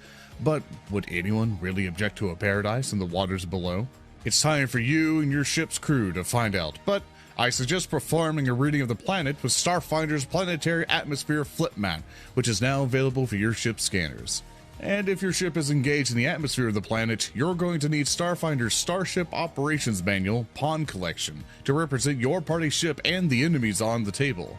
So head to the shipyard, Starfinder. It's time to fly in the skies. For more news coming from Paizo, sign up to our newsletter and visit us on Facebook and Twitter. Thank you so much for tuning in, and may your adventures always be a critical success.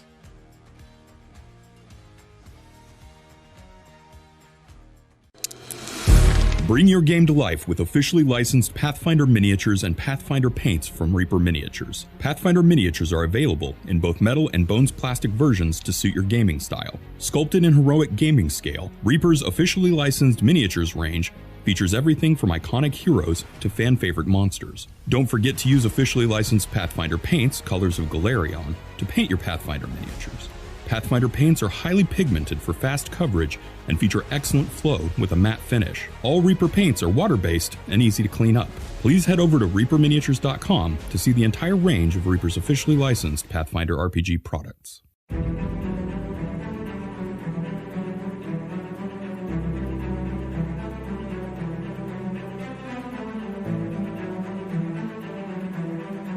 Epilogue, the city at the center of the world. Heart of the Isle of Kortos.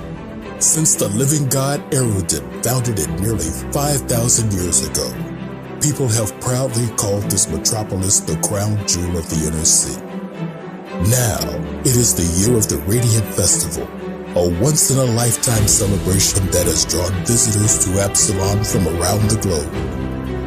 But not all who wander the boardwalks and alleyways of Absalom have good intentions.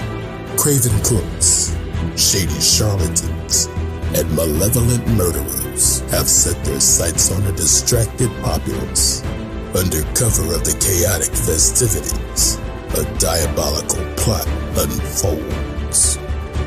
Who can protect the innocent citizens of Absalom?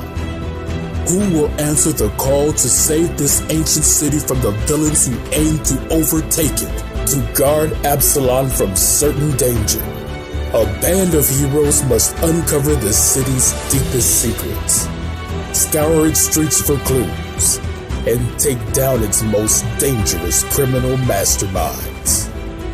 For the safety of the many, a few will risk it all. The Agents of Edgewatch.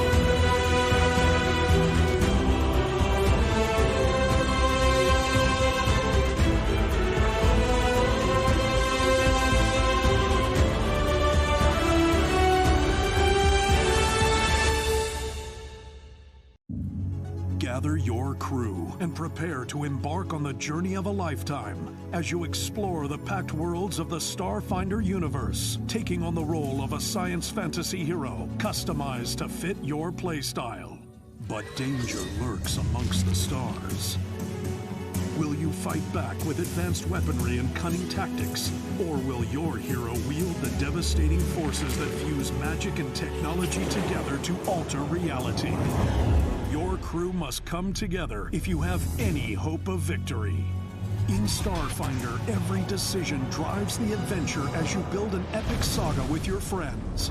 Bring your story to life in a game where the fate of the worlds rests on the answer to the most important question of all. What do you do?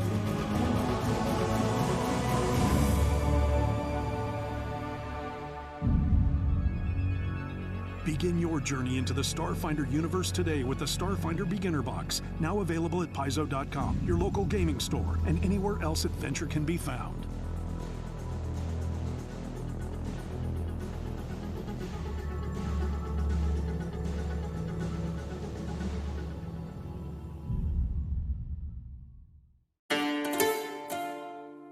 The games we play are the stories we create. The fortress doors swing open. Every story is unique. And the sound of war drums rises. Sometimes our stories come to us when we least expect them.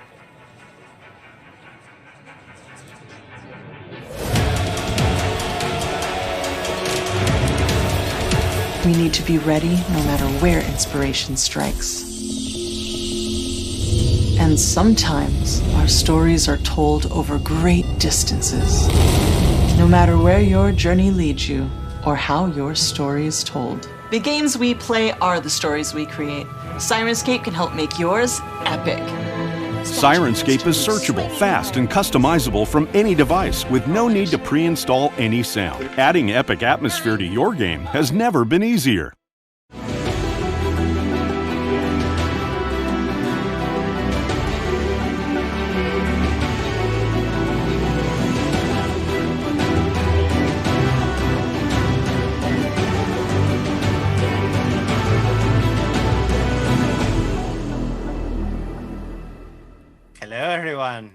We're back for the second half of our Troubles in Otari finale. It's exciting because Gristle and Ingot just got Waverly and Thee killed by leaving them sleeping defenseless in the middle of the night in enemy territory. So I'm really excited to see how they're going to finish this adventure by themselves. We'll have to see how it goes. I don't know. It's going to be crazy. Preemptively, I will note that obviously we've had a couple of tech issues. If we crash again, we might take a few minutes to do like a hard reset on the whole system. So if there's another crash, expect we will be back. We will finish this episode. That's going to happen, but it might take us a few extra minutes. So just be aware of that if we crash. But I'm sure we won't. I'm sure we won't, because nothing bad can ever happen, right, Gristle and Ingot? Right? Yeah. Nothing bad ever happens.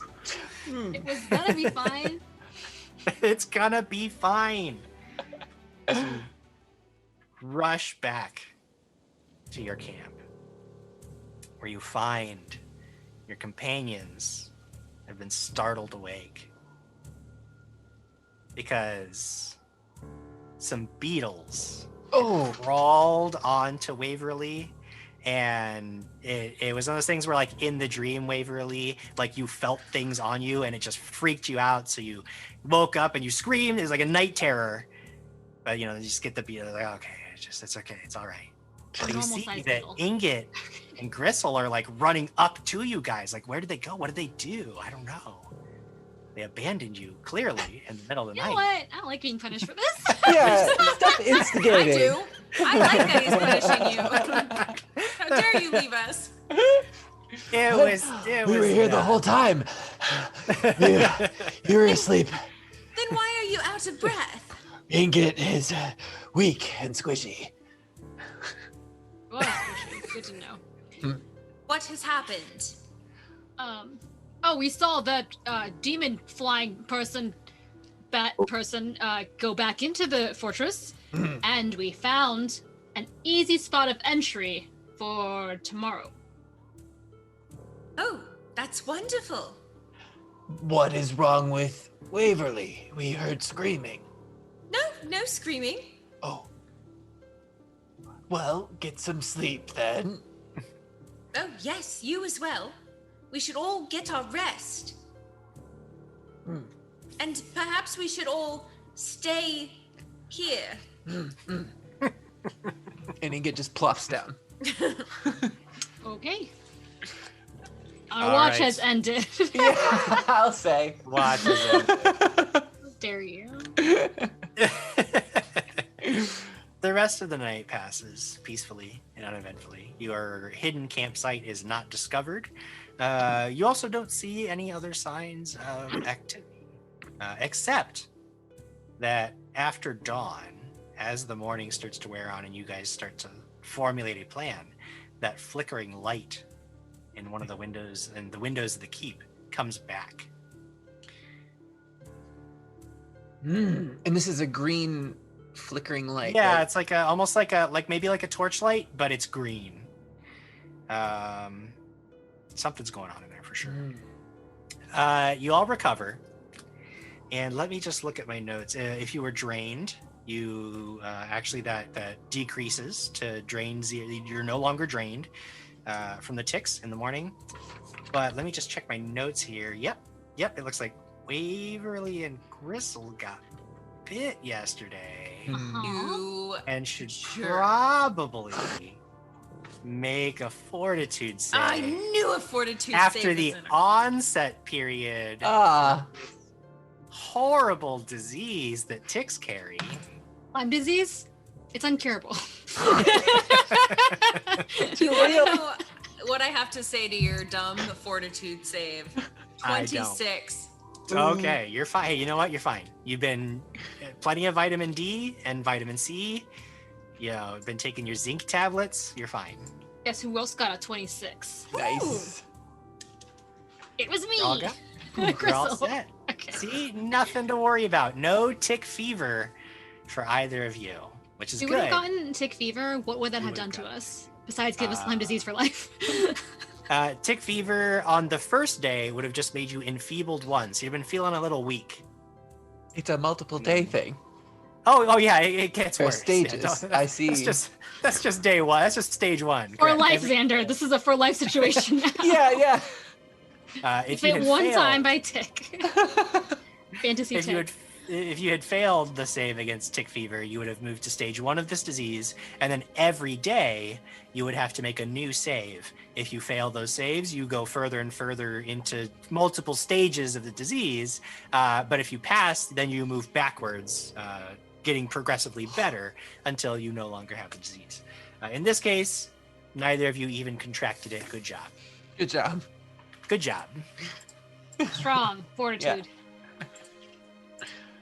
What do you guys do? You have observed the castle overnight. You have your spells back. You got some hit points back. You're feeling rested. You know that there is something in that castle. You saw something. You can see this weird light. You just know something's going on in there, and it's bad news. How are you going to tackle it? While we're able to see it, because Ingot is an expert now in Arcana, could he do an Arcana check on that green I'll allow thing? it. Yeah, sure.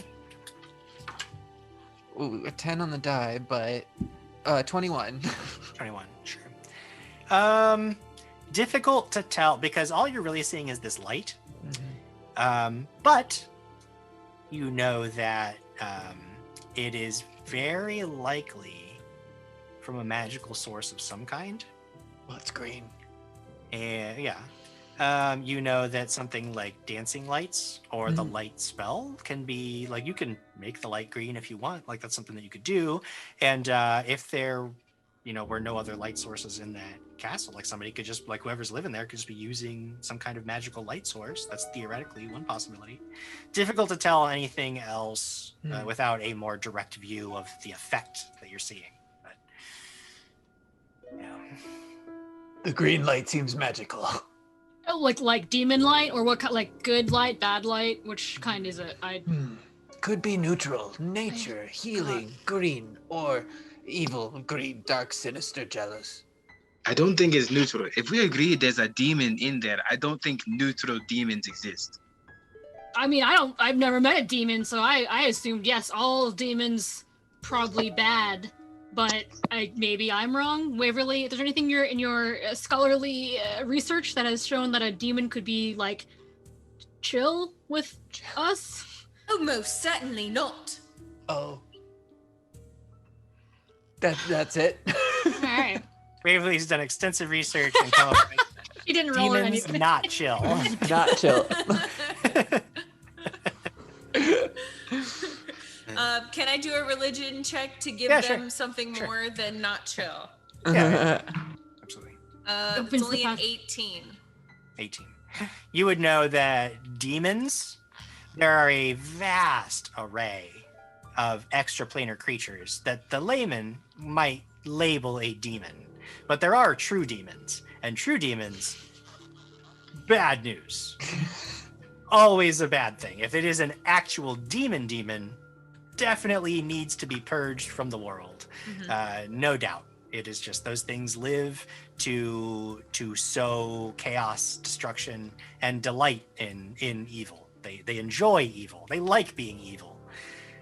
There are extraplanar creatures that are neutral, though, if they're not actual demons. And those come in such an array that like it would be impossible to really know all of them. Would I know if Lamash 2 also had demons as a part of their creatures? And it's quite possible that, in fact, Lamash 2 is often considered a very, very powerful demon. I look back at the lot and I say, "Oh yes, I stand by what I said." Well, Gristle and I were able to find another entrance, and Ingot will sort of draw in the dirt representation of the castle, and then sort of point to where it is. Ingot, we have a map that's like made of paper that. Oh, yeah. Holding it. Yeah. Good. Thank you. That was great. Good exercise in your arch skill. Ingot appreciates that. Yes, there's just like a really easily scalable area over there. I think the only other option we have for an entrance is the portcullis we saw earlier, which seems like a bad idea because it is the front door. I do agree. If you found a possible entry, that perhaps we use that. But before we embark on this quite terrifying adventure, I've read in most every single adventuring book that I have skimmed through, and usually the leader of the adventuring group can give some sort of pep talk. I'm just sort of wondering, Gristle, if you have any words for us before we embark on this endeavor. You know, now that you mention it, I do. But they're not about how glorious and awesome and strong I've been on this whole long adventure since all of us met. It's about how I've gotten power from all of you. I truly, when we started all this, I kind of thought you were all, like, two of you were homeless people, and Waverly was, like, my intern who couldn't really do anything but take a lot of notes.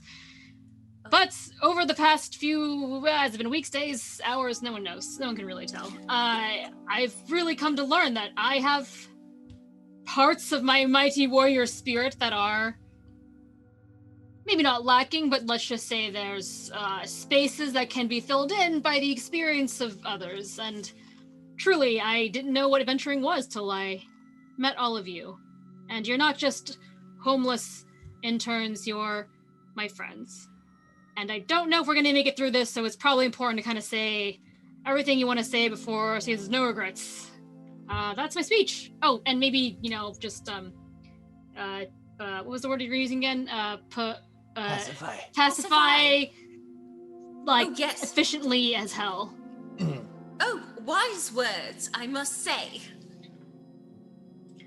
Do anyone else want to give a speech? I feel like we're all leaders here. I don't really know that I'm the leader. I've messed up quite a few times in the past few weeks, but we've made it all because we worked as a team.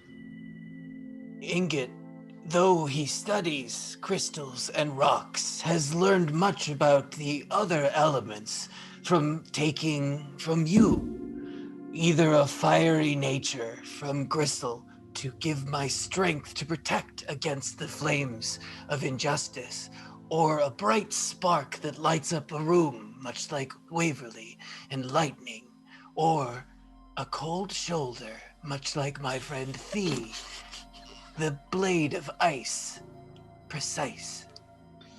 I call upon each of these elements, and I remember my time with you, and it gives Ingot strength.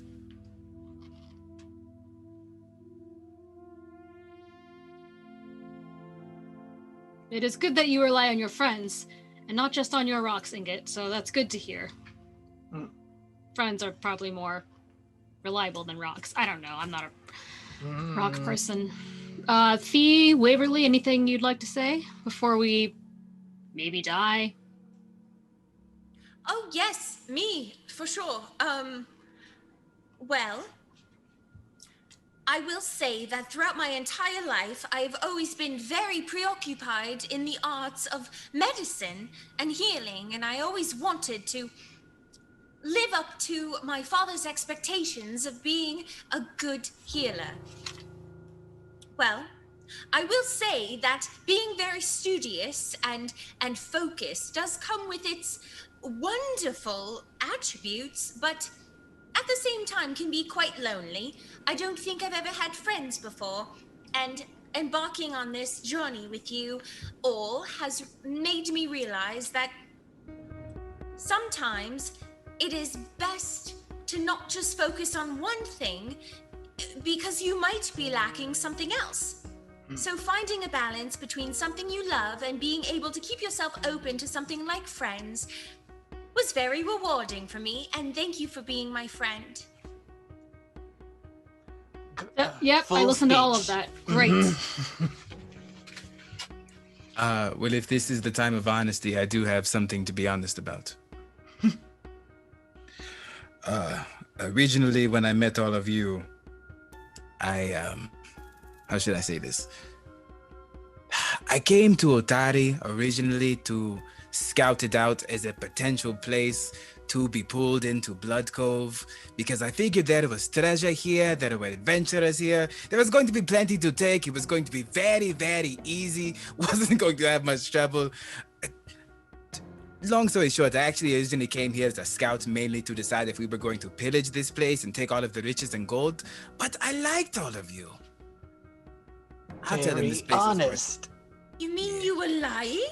I feel like you could have just not told us that part. But... You knew that. I Well, I thought you were going to rob, like me personally. You tried a couple of times on that first episode there. But... that was for fun. Oh, I wasn't actually trying to take your things. Okay, that was hobby stealing. Yeah. I'm way better at that now. If I wanted to take your stuff, I would have did this when you were sleeping. Well, I do have to say that while I don't think your intentions might have been as true in the beginning. I do appreciate that you felt comfortable enough with us now to tell us your true intentions, and I do very much. I do. Lost my train of thought. I do. I am very grateful that your opinion on the subject has changed. Yeah, you would have been a formidable foe if we had to end up killing you. Oh, I'm not the problem. It's my mother. She's the scary one. Oh, please do tell us about your mother. Whole different episode. Okay. She poisoned my uncle, but that's different. Ooh. On purpose or on accident? It was on purpose. Oh. Did he do something wrong? Was he undead? What's your uncle's name? Yes. How old was he? What town was this in? How far away is this town? Miles and miles across the sea. He was 28. His name was Johnson B. Johnson. Ooh. Strong names in your family. Yeah. Her name is Murder. Serious. All right. Any other questions?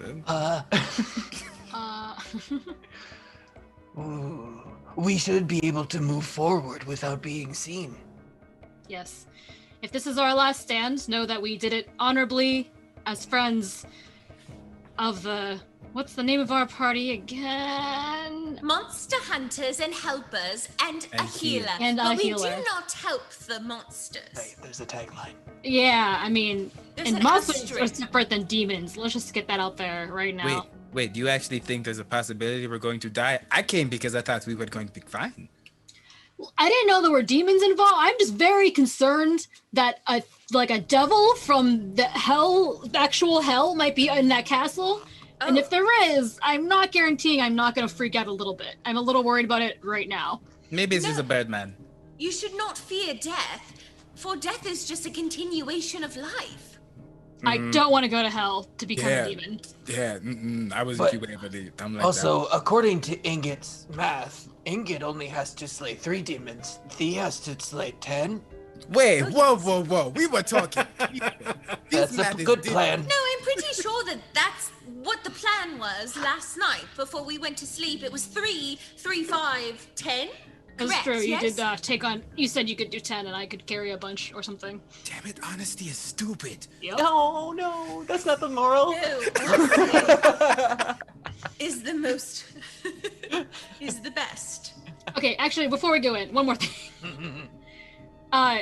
Waverly, you know about demons. What's the demon's weak point? Is it like its heart, its left hand, Achilles? What are we doing here with demons? How do you hang banish on them from while this? I roll a religion check? Yeah, sure. I'll let you roll another religion check. That's a 1. So Oh no! Definitely maybe- the left hand. I'm sorry. Just all of the talk of honesty and the lies I've have to quickly get over about different things. I just don't remember. Tries to open her book to the chapter on demons, and all the pages like fly out, and they're just like swirling away. She's trying to catch them all. They're gone. The birds come down and eat the pages. It's a disaster. That does seem demonic. Was that your thesis? No, of course not. Wait, did you just lie? No. Her thesis is 1. I don't think it started yet, and 2 in a different book. You know me well, Gristle. Perhaps it's because we've spent much time together, but yes, Gristle is right. I have not completed it. How to slay a demon? Perhaps when we make it through this adventure, we can discuss that. You know, Waverly, I've been meaning to talk to you about this. Throughout all of our adventuring, I haven't seen you taking many notes for your thesis, but I've seen you become a great adventurer. I think you should just stay. You know, in Otari, with our little band of,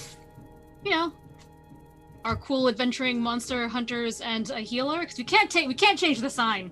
It would be a pain. It's true. My dad's already made the sign. It's in there. It's up there. And if you were to keep it and I was no longer a part of the party, then, well, That would be a lie. I lean over to Ingot and say, nobody had asked, but I actually can do medicine very well. I just didn't want to take her thunder away. Later. Yeah. Waverly has an existential crisis. Okay, think about you think about that while we're fighting demons, maybe plural. Oh, and Gristle, quite the contrary. I have been taking many notes about different thesis ideas, and perhaps when we have more time, I could go through them with you, because okay. I still haven't been Well, I able said to no decide. books. Waverly, no books. Oh, it's not a book, it's notes. Going it's to a be a little book. bit different. Oh, yes. It's like a little book. That's I true. can tell. Later then. No, but okay, let's go. And we'll start stealthing our way in back towards that entrance. Okay. Right? You wanted to head back to the northern edge of the castle. You find that one spot. Okay, great. And we all stealth. Stealth. Yeah. Go ahead. Yeah. Roll stealth. Stealthy. Take my sword out. I believe in you. Take my swords out. Swords Swords out. drawn. It's gonna be Everyone weird draw to your climb the weapons. wall with a sword, but whatever. Well, I don't know yet. We don't know what's gonna happen between this period now and getting to that I'm wall. just giving you a hard time because it's fun. What does stealth look like? Oh. You didn't even roll it after all that. I was arguing with you. I feel like Waverly. Ingot got a 9. I got a 12. Ingot. Nice. 26. Times stealth. Oh. 14. 12 here. If we're using Daytime stealth is hard. If we're using one of the actions, can we all take Thee's result or something like that? Oh, or follow share? the expert? Follow the expert? Basically, following the expert allows you to get an additional bonus to your stealth, but it wouldn't allow you to take his result. Gotcha. Either way, even though you kind of aren't the stealthiest bunch, maybe some of that conversation that you were having was actually you guys just walking, and every couple of seconds when you turn and one more thing, forgetting that you were supposed to be being quiet. But you do make it to the northern edge of the wall. You find that little spot that looks like it has quite a few more and better handholds than the rest of the wall.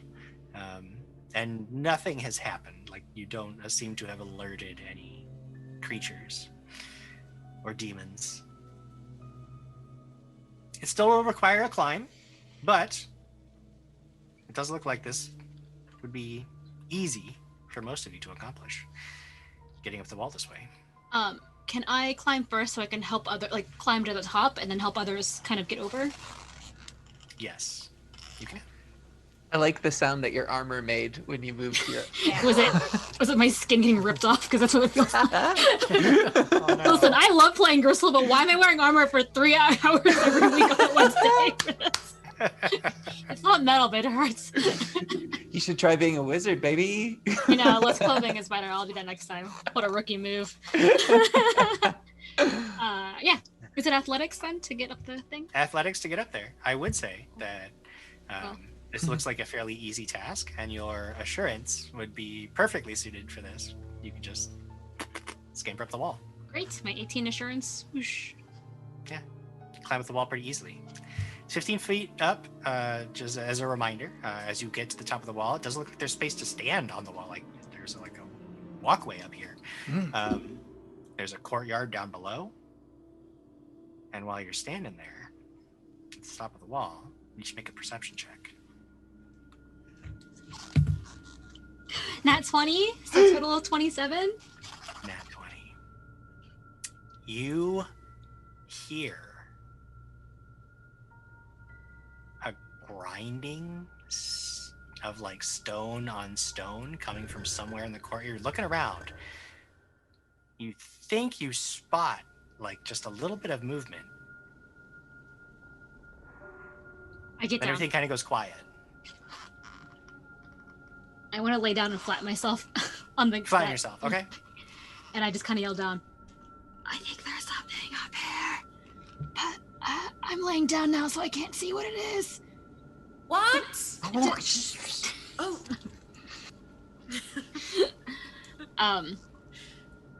Hey, son of a... Should I take the invisibility potion? Like table talk here, guys. Well, I think we're. Is there enough room where you are that we all could get up there? Oh, Anybody can. like, lay down? You guys can start climbing if you want. Yeah. Okay, I wait for everyone to get up. Yeah, we'll help. But I hide a little bit. Sure. Who is climbing next? I'll go next. Waverly. All right. I'm so good at climbing. Yeah. Didn't we start this adventure by jumping off a thing, a ravine, and now we're ending it by It's- climbing up the We've thing? come full circle, circle. climbing God. up after jumping down. Yeah. Is it acrobatics or athletics? Athletics. Ooh. Well. Ooh. Well, she does one of those things where she's like, "Oh, me next," and she goes to like jump to grab onto something, but she really only jumps like 6 inches off the ground, and then just is wondering why she missed like the hand holdies. Well, it becomes That was a important 7, for Jim Jam. as a GM to know. Okay, as a 7. Okay. So luckily, because you have chosen the easier path, that isn't a critical failure, but yes, you basically are trying to find handholds. You were told this was going to be an easy climb. It's not working. However, more impressingly, Gristle, at the top of the wall, you have a little glance behind you after Waverly's shout. And you see something down in the courtyard. No demons, no demons, no demons, no demons. It is a gray-skinned, hulking monster with 2 great gray wings wrapped around itself. It is gargoyles. And it appears to be like looking around as if trying to suss out, what did it just hear? Would I know? Doesn't seem to have spotted you. You're laying there. It hasn't spotted you, but it's like looking around. Would I know what kind of creature that is, or would I? If you were to succeed on an Arcana check Oh my or God. a Nature check, you might know what that creature is. Gristle had none of that, but I will roll. Mhm. Maybe I saw it in the storybook. Mm-hmm. Maybe. I rolled a 19. A Ooh. 19. You do know that this is a living gargoyle. These are evil creatures, monsters that haunt old castles sometimes. Oh. Sometimes posing as statues, or monstrous figures, and then ambushing their prey unawares. But they're You know not that like they're not like from hell though. No, this is not quite a demon. Cool. Okay. And I will give you 1 piece of information relevant to its stats. Do you want to know something about the way that it attacks, or something about its defenses? Defenses. Defenses. You know that it is living stone, and that is resistant to all physical damage by a little bit, except a very rare tough metal known as adamantine can break through that resistance. You can still beat them to death, but it's gonna be a tough fight. Magic will be more effective, which doesn't deal physical damage. That magic might actually be a little bit more effective. So just Wolverine claws. Okay. Yeah. Just Wolverine claws can get through it. Don't think we have those. All right. Wow. I am trying to be quiet. I kind of shove my head over the side of the wall so they can see my face from above, and I try to mouth the word gargoyle, and I'm just going. Olive oil. Jaw exercises. I try. Not a demon. Not a demon. Matcha. All. I just do this. A bird. Butterfly. A moth. Just okay. One word. We've never been good at hand signals. No. And and I know this. And I just go. Like, come up here and be quiet about it. Waverly just keeps trying to jump. I'm just gonna wait for them all to get up there before I do anything. Sure. Should I roll another check? You can. I mean, if you want to get up that wall, yeah. Should I roll an additional check? I mean, it does look like Waverly is having a significant amount of trouble. Can I help her, or is it because I'm? Well, well right now, so you're about 15 feet up. If she were close to making the check, then it'd be like, okay, you could reach down and give her a boost. Okay. You could lower her rope if you have one of those. I have a 50-foot rope. Oh, no, you could do that if you wanted to. I will tell you that with another glance behind, you can see that, again, while it doesn't look like you've been spotted, this creature seems to be real suspicious. It's like stalking around. You get the sense that at any second it might just come investigate this very specific area that you're in. Though right now it still seems to be wondering whether, wait, is that really something? Is it just a bird? Is it animals? Its guard is up. You don't. Can I try one thing before anyone else tries to walk to this wall? You can try any number of things. That's the beauty of I Pathfinder. want to reach into my bag. Okay. I grab a pickle. Uh-huh. And I want to try to just throw it as far as I can away from us so that it investigates like a different area. And maybe loves a pickle. I don't know. So creating a distraction is absolutely something you can do, and it uses the deception skill. So if you have deception, you can roll a deception check to try and create. I think it's throwing. I think that skill Really is good I'm at throwing. throwing because I'm not talking to it. I'm all I can do is play the rules of the game. That's all I have. Fine, I rolled deception. Ugh. Not happy about it. Hey guys, we're all gonna die. That's a 10. Oh. You sort of sit up kind of halfway and like go to throw this pickle. And it's at that moment that two glaring red eyes focus right on you. These wings around it, like a cloak, unfurl as the creature points up at you and lets out a bellowing roar. Time for initiative. Throw the pickle anyway in its face. Maybe he'll still like it. I'm sorry, guys. I tried really hard to not fight. No, it was a good call. You guys, you tried. Guys, it's okay. I rolled a 7, then a 4, then a 1 on climbing.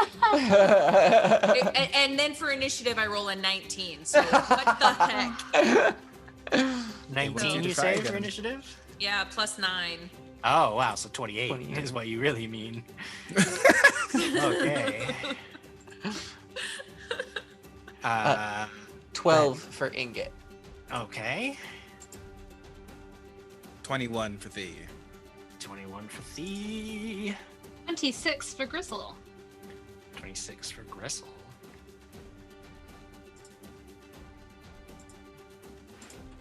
You guys roll really good initiatives. Which makes it difficult for me. Waverly, you are actually first in the order. You hear this bellowing cry. You know Gristle must have been spotted up on the wall. Oh, can I yell down? By the way, use magic. Don't like beat it up. It's gonna just magic or adamantium. I yell it down. Use your magic or adamantine, whatever. Did Gristle throw the rope? Not yet. Gristle tried to throw a pickle. I was going to, and then I pickled instead. Okay. She pickles instead. You know that she's been spotted up there. Unfortunately, there is a wall between you and this creature, and between you and Gristle. What do you do? I'm gonna attempt to climb the wall again. All right, climbing up. Roll that check. Oh my gosh, so much better. Okay. I want this wall to defeat us. Yeah. Oh, my athletics is a 0, so it's gonna be a straight 18. Straight 18. You do manage to get up the wall. Is there a way I could do it so stealthily that the creature wouldn't know that I'm also up there? Well, here's where things get tricky. Climbing is typically much slower than walking. Your move speed, it's a 15-foot wall. Typically, your move speed's about 25 feet. Mm-hmm. You can basically, with every action that you take, climb 10 feet. Now, this was the easy part of the climb. I'll say with the 18, you can carry over the check. One check to climb this turn. I don't need you to roll 3 different athletic checks. But for every action you spend, you get 10 feet more. So with 2 actions, you can get to the top of the wall. If you then want to stealth, you would roll a stealth check, but that's your third action would be to like slither up under the floor and not do anything else. Just letting you know what the action economy looks like. No, that But yes, totally you can makes absolutely sense. attempt a stealth check. Yes. I will attempt to like drop to the floor and be as Oh, this is bad. To be a shadow. 17. 17. All right. So that is the DC to detect you. You've basically hidden yourself. This creature, if it tries to spot you, will use a perception check, trying to beat the DC of 17. Okay. That was your third action, however. So we move to Gristle, who is currently lying. You're lying there. You had the pickle. You throw the pickle, but it spotted you, and now you know. Did it's I throw on. the pickle? Is the pickle just laying down there sad, or? I mean, if you don't want to have thrown the pickle, you can have the pickle in your hand to keep it safe. But you know, I feel like I threw it. I feel like I threw it, and that's why he was like, you idiot, I can see you." It's gone. All right. I want to. I don't have any magic. Oh, I have magic sword. Yes, it still deals physical damage though. Oh. But it can take physical damage. It just gets like halved, right? Yeah. So no, Is that it has resistance 5. So every time you hit it with something physical, that damage is reduced by 5. Oh, it's a So lot. you can Okay. still damage it. It just gets reduced. That's all. All right. I will. I want to jump down off this wall. Okay. Onto it to try to grapple it. Okay. It's not directly under you, so you Son of wouldn't a be able to bitch. jump onto it. Okay.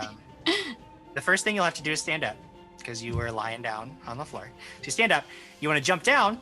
That's fine. You just need an acrobatics check now to see if you can land safely. Otherwise, you're going to take some damage. And if you take damage from falling, you'll also fall prone, just so you know. So when you leap down there, and you know, it's just dangerous. It's heroic, but heroism is dangerous. But if she's leaping onto... Other option, yeah. Can I move somewhere on the wall? Yeah, you can stay up on the wall, yeah. Or can I move somewhere else on the wall to be above it, to jump onto it, or no? I mean, yeah, so there's really no, like, it's more towards the middle of the courtyard. So like it's not directly under the wall. I mean, Okay, I use one action. Mighty leap. I change my idea. I choose one action to I throw the rope down so that other people can have advantage. Hey, that's actually pretty good. Yeah, I like that. Yeah. I just like tie it to myself. I don't know. No, I tied. No. I tied to something on the wall. I'm not gonna do. Are you sure? Because that could be real fun. Quiet, Jim. Is that 2 actions or 1 action to do those those things? I'm good. If you want to anchor the rope, it would be another action. I do this thing because I feel like I don't want to die here. Yeah, nobody wants to die anytime. And then I have another action. What do I do? And then I take out my short bow. That's it. All right, bow's out. Now the other thing is that again, you started this laying down. So if you want your third action to be okay, so you want to be up. So okay, so you're on your feet. 4 feet was fine. I just wanted to make sure that you chose the one that you wanted. Okie dokie. It is now this creature's turn. It beats its mighty wings. A puff of dust goes out as it lifts into the air and just beelines for you. It's got a 40-foot fly speed. So with a single action, it just flies right up, and it doesn't sort of like try to land next to you or anything. It actually just sort of like hovers right above you, and with its clawed feet, it is just gonna reach down and try to strike you with claws. I want to grab it by its feet. The first attack, okay, is going to hit an armor class 28. It's cuts deep into the armor. You take 10 points of slashing damage. Okay. For its third action, it is going to fly. No, it's going to stay right where it is. I like where it is. It is going to go ahead, just take a second attack.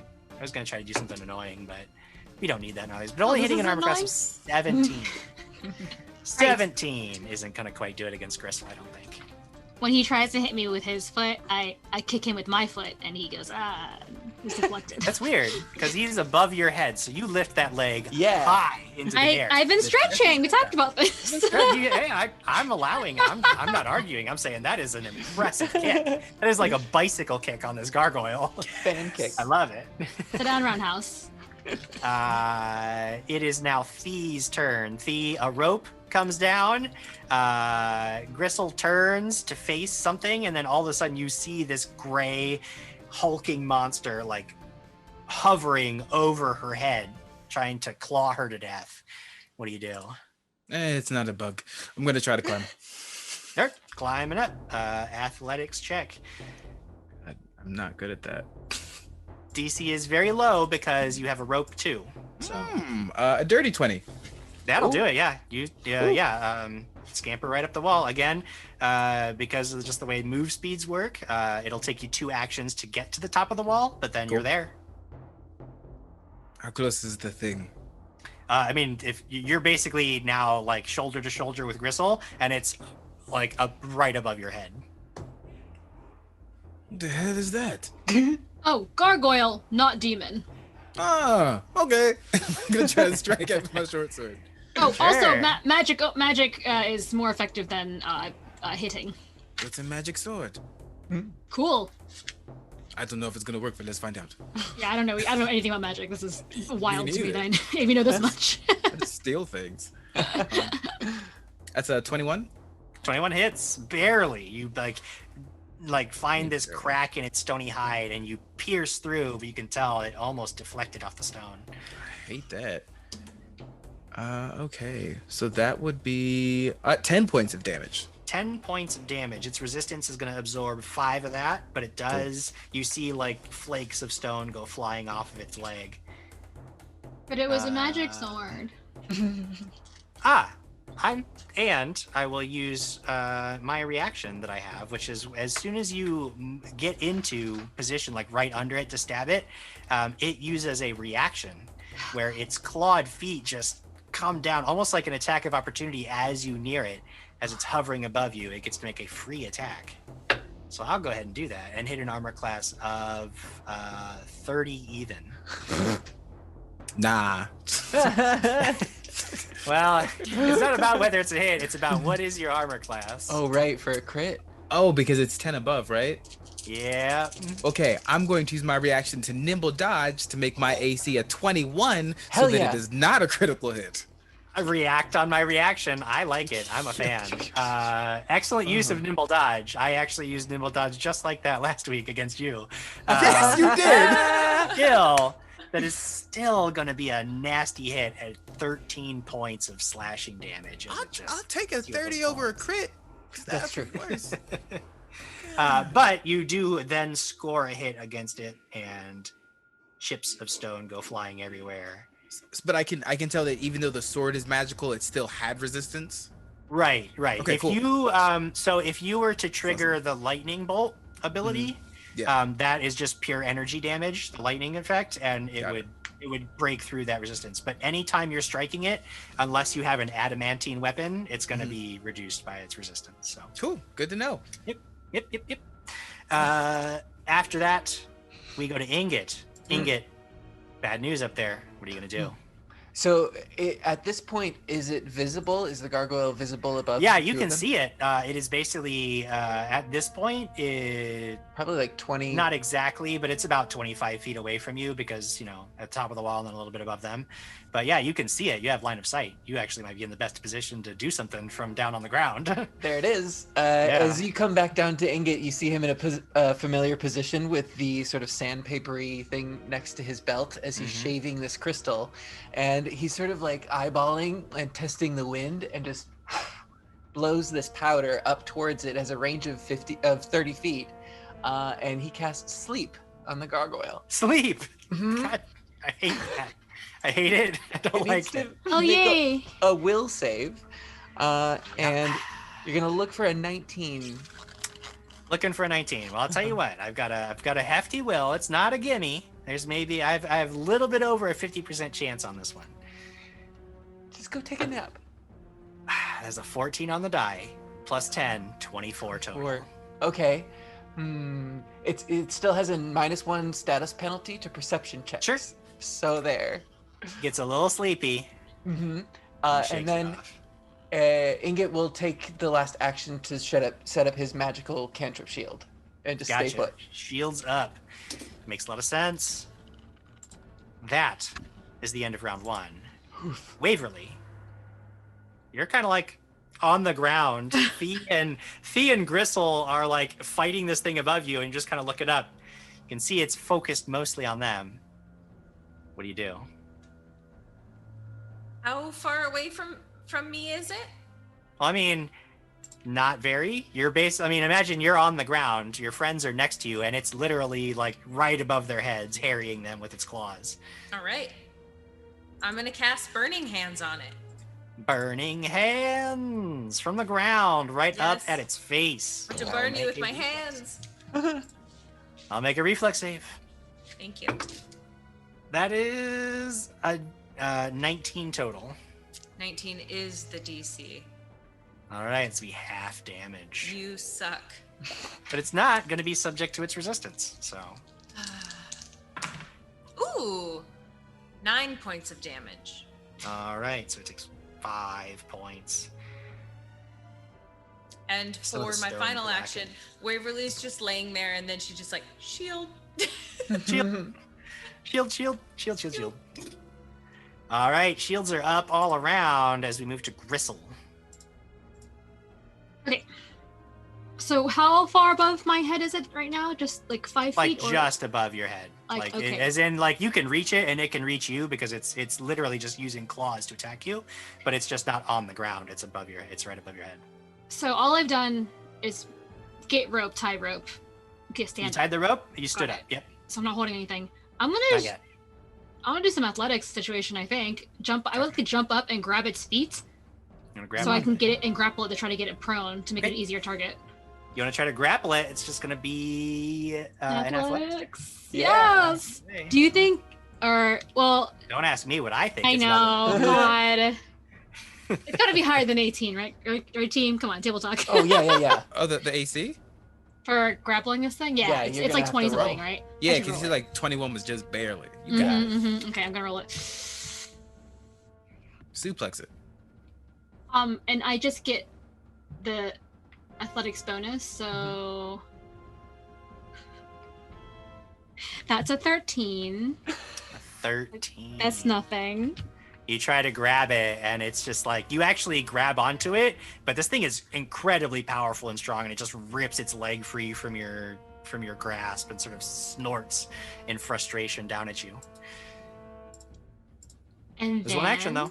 You still have 2 actions. I gave it a shot. Yeah. Can I just do it again? Is that weird? You can. So grappling it counts as an attack, so you're still taking those progressive attack penalties on if you continue to try to grapple. But you can do it. There's nothing against it. But if I attack with if I take my sword out and attack, I would still have a penalty to that anyway. Because that's a different attack? Yes. Even though it's a different attack, it still has the attack trait. So all those things combine to give those penalties. Well, goodness.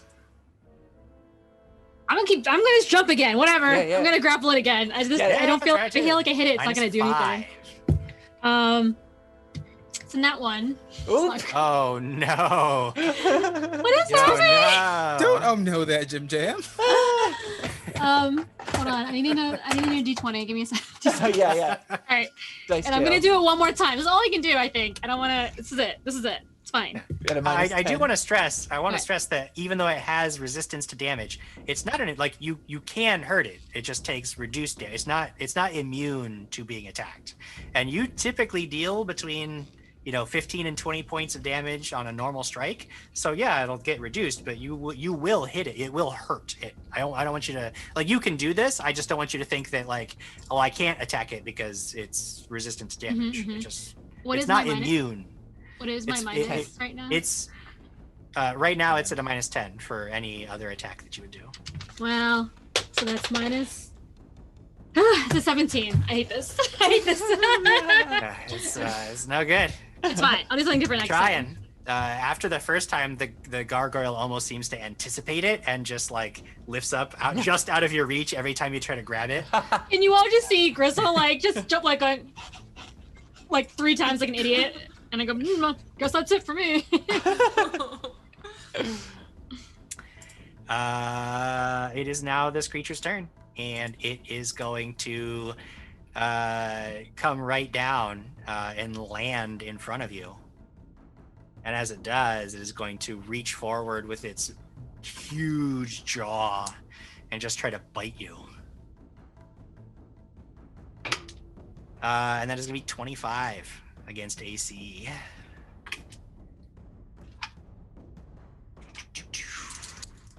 As the teeth crunch into your armor, you take... Oh, not very much damage. The armor absorbs a great deal of the blow, and you only take 5 points of piercing damage. It then reaches up with an arm and tries to claw you in a follow-up. But a weak attack. It was thrown off by something. Okay. And it just skitters off the armor. Oh, great. Awesome. No I was damage. just still waiting to hear them. No damage on that second one. Total miss on my second attack. But I had to land, jaw, claw. That was all 3 of its actions. So we move now to Thee's turn. So first off, I'm going to move into a flanking position since it has landed. Yeah. I will say that unfortunately, there's no space behind the gargoyle to stand on, because then like the wall is only about 10 feet wide. So if you want to flank it, you would shift, and you would have to convince Gristle to shift so that you were on either side of it. But where it is right now, the flanking position would be off the wall on the other side of it. Because Gristle's facing. Could I try to grab onto its back and flank it? Y'all trying to climb on monsters too much. You know what? Yeah. Roll that. One of these days we're climb gonna on do it. this dang monster. I will happily use a movement and then an action to get on its back if that's what I have to. At this point, I would say that really what you're just trying to do is grab it. So just grapple. Just Cool. we'll treat it as a normal grapple because it's already right next to you. Go ahead and make that athletics check to try to grab it. That's not good. It's a 19. Oh. 19 is not quite enough. This thing, like you try to grab it, and again, it's just so big, and it's very, very strong, and it just sort of shrugs you off as you try to climb onto its back to stab it. You have 2 more actions though. You suck. Gonna attack it. Alrighty. And this is would count -5. as a second. Yeah, this is a second attack. Although if you're using the short sword, which is agile, it's still only that -4. So perfect. Okay. That's a 22 total. 22 does it. That is going to beat the AC. Cool. Okay. So that is 8 points of damage. 8 points of damage. Again, you feel like the stone stops some of it, but you do see flakes of it and chips go flying off. I'm going to use my third action to activate the blade. Ooh. Yeah. Triggering a blast of lightning, which I will make a reflex save against. Yep. That is a dirty 20 on the reflex save. Yep, so that saves. But it still takes half damage. Okay. So still roll damage. That'd be 9. 9 points of damage. All right. All of that is going to go through because energy.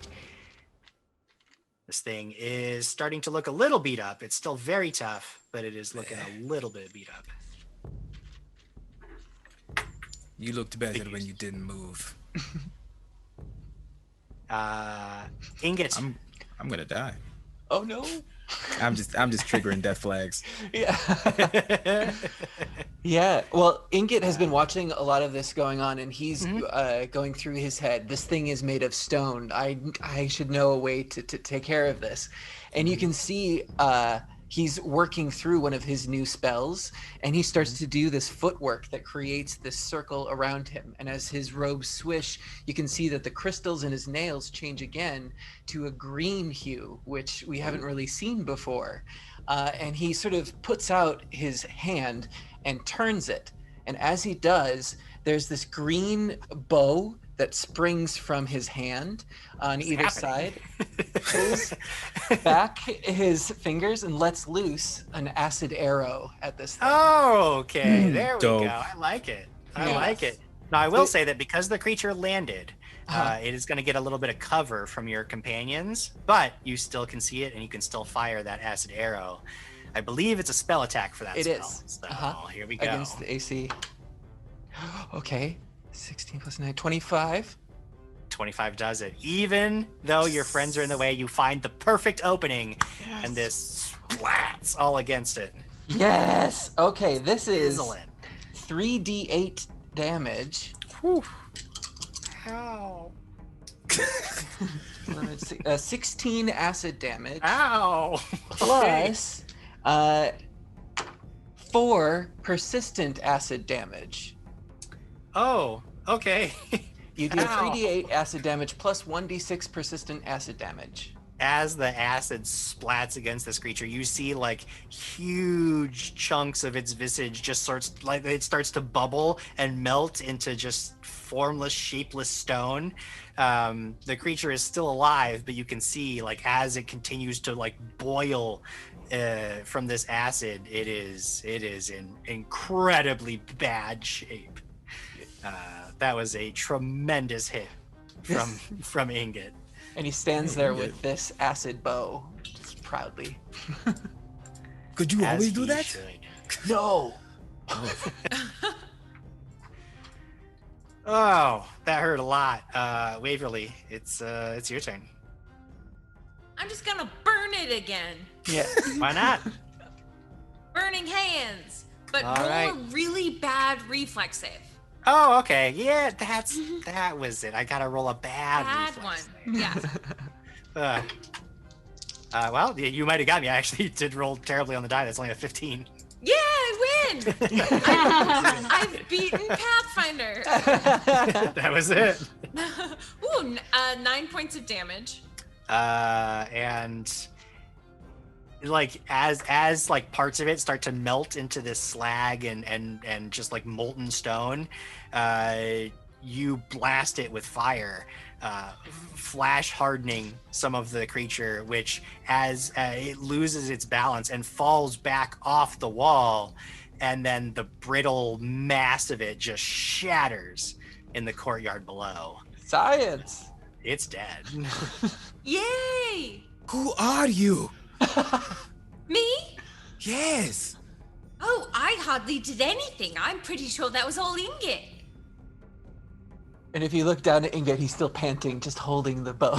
Okay, don't shoot us, Ingot. We're just standing up here. The enemy has been defeated.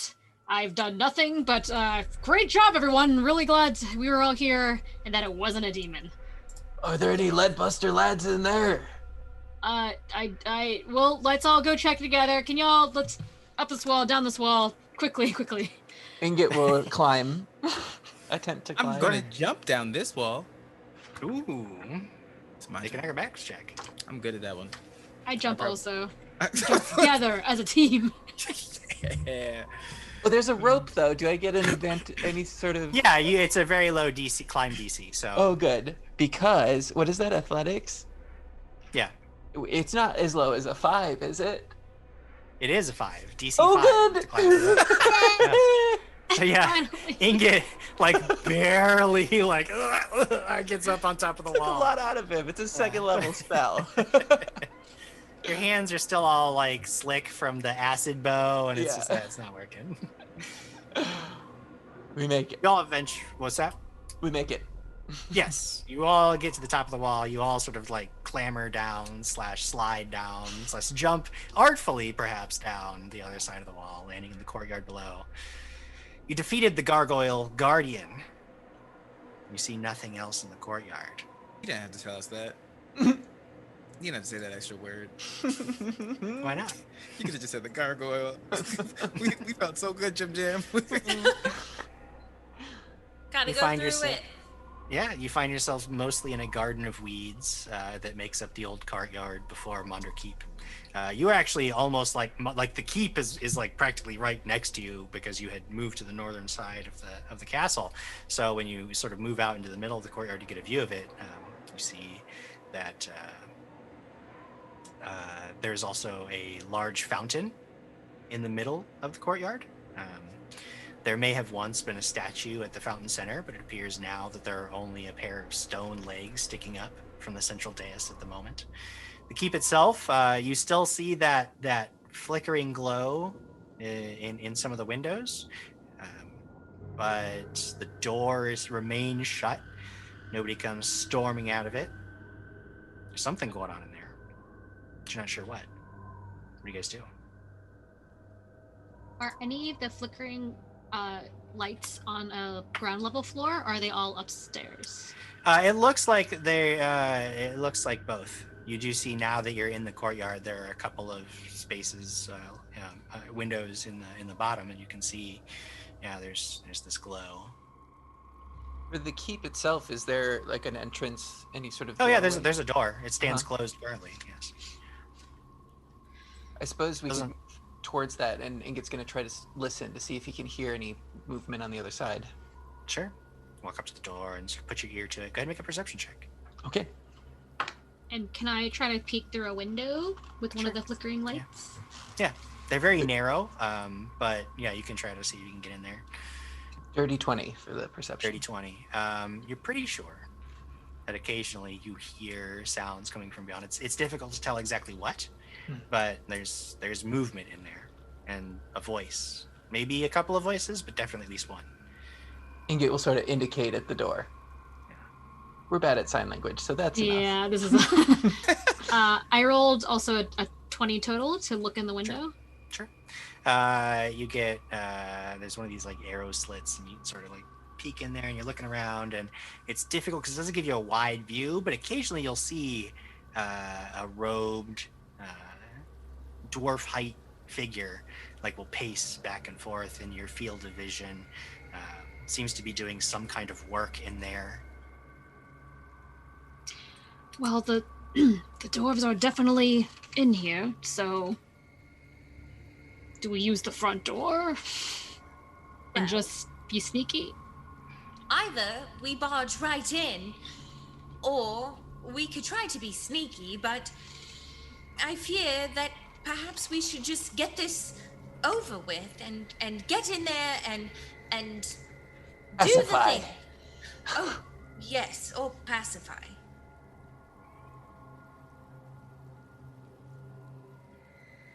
I kick down the door. Okay, we open the door quiet. We open the door quietly. Ingrid steps back and just kicks the door, and it very, very slowly swings like 3 inches inward.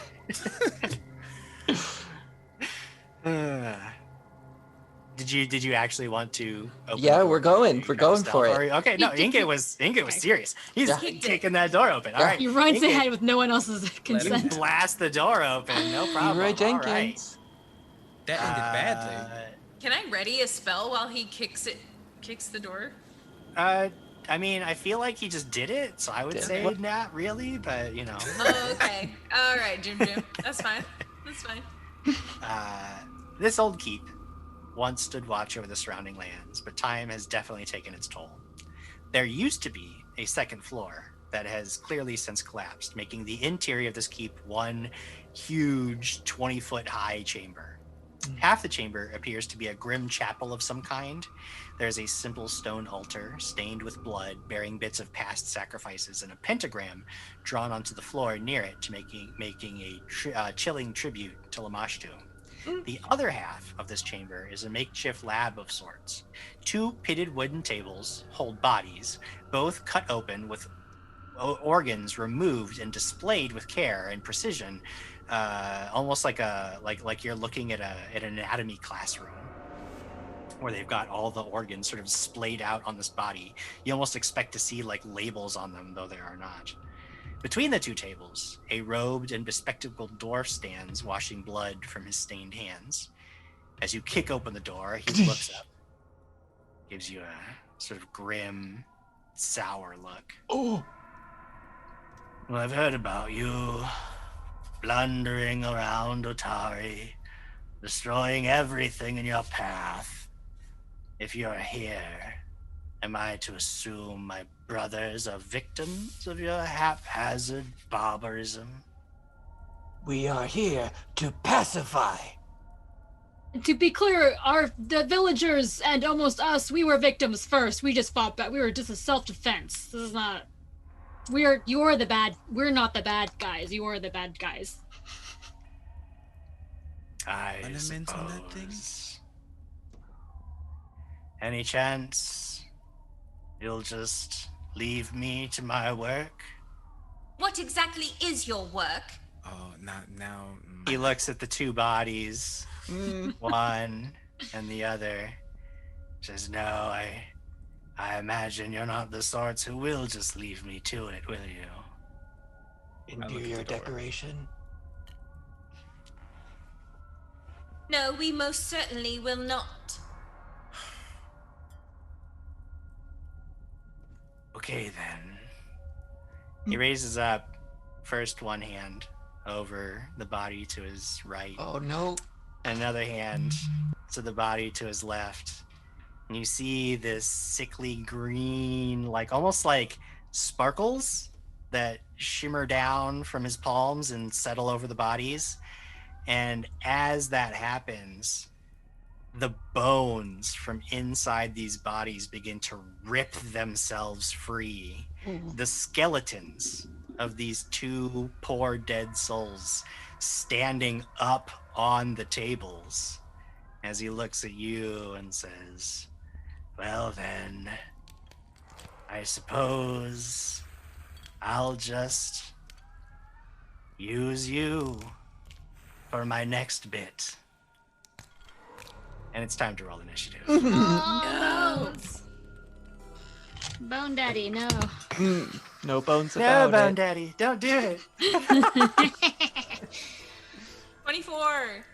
Wow. Ooh, 17. Wow. 21.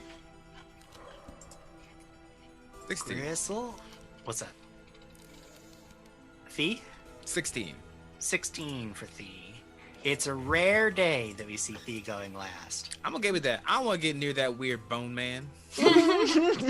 I understand. I understand the feeling. Waverly, it's your turn first. Why am I always first? Because you Okay. roll bad initiatives. I don't know. You can delay if you want and just go at a later time. No. How close is everyone to me? To you, your friends are standing right next to you. The room itself is pretty large, so your enemies are about 30 feet away. About 30 feet away. And it's him, and it's these two, I'm gonna guess, undead. Skeletons. I mean, they look like they're skeletons. Like, that much is obvious. Okay. I will then cast my harm spell as Ooh. my 3 actions. Okay. And I will try to hit them because it is 30 feet. So, Okay. So you're casting harm. well, technically it's heal, but to them it is harm. Well, but the only reason is technically harm is a see. spell, so I need to clarify. Oh, sorry. No, it it is a is heal heal. spell. Heal. That is important because harm Heal. is a spell that you could Heal. cast. Heal. Gotcha. Understood. Heal is much that is Yes. that does different things. So here we Sorry. go. No, it's good. I needed to clarify just because technically you can cast harm. All right. I guess I'm going to I'll need have to to. roll some fortitude saves. Yes.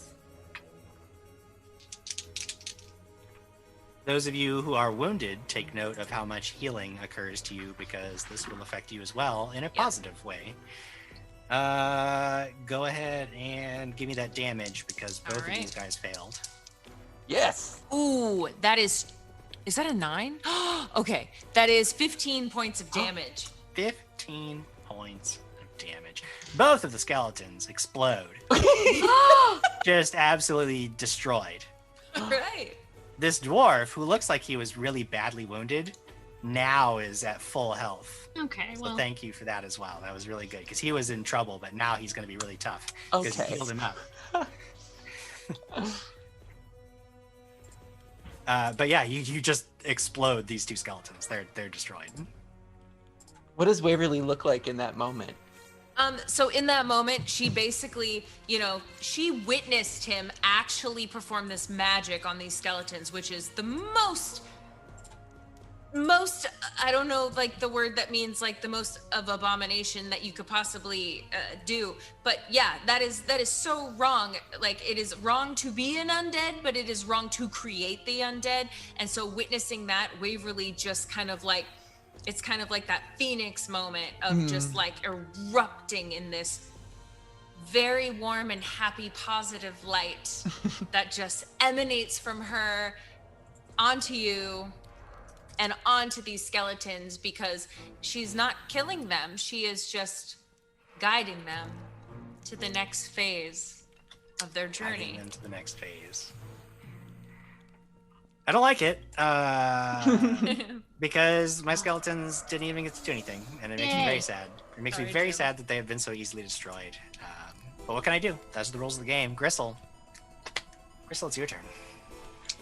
I draw my greatsword. Okay. And get this all put away. And I want to just run up to this dude and slashy time. Slashy time, okay? And that is a 20. Ooh. Plus on the that, die? plus yeah, on the die. So that's a 30 to hit. Okay, this was Nice. fun. This was a fun game, everybody. But now it sucks. That's a critical hit.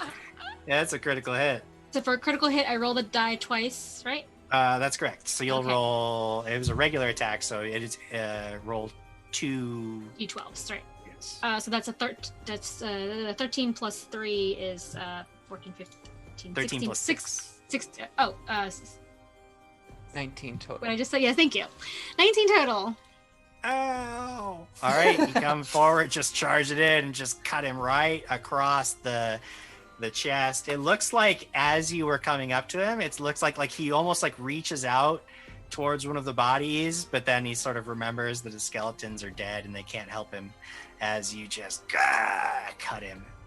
He is wounded, probably badly, but he is still on his feet. And it's his turn. Doesn't like anything that's just happened. He doesn't like it at all. So he takes a step back, just one step.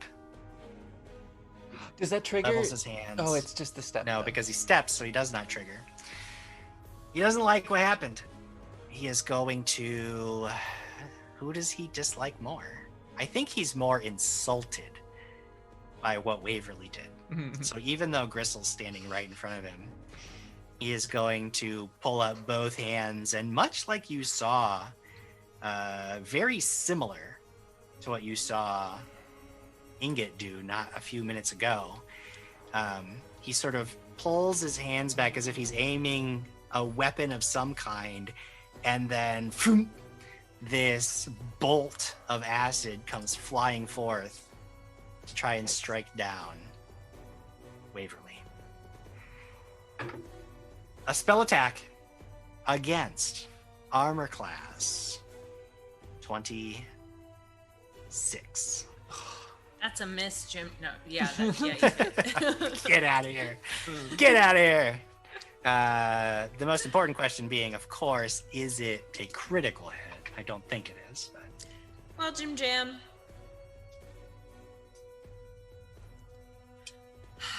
I didn't raise my shield, so my AC would be a 16. Oh no.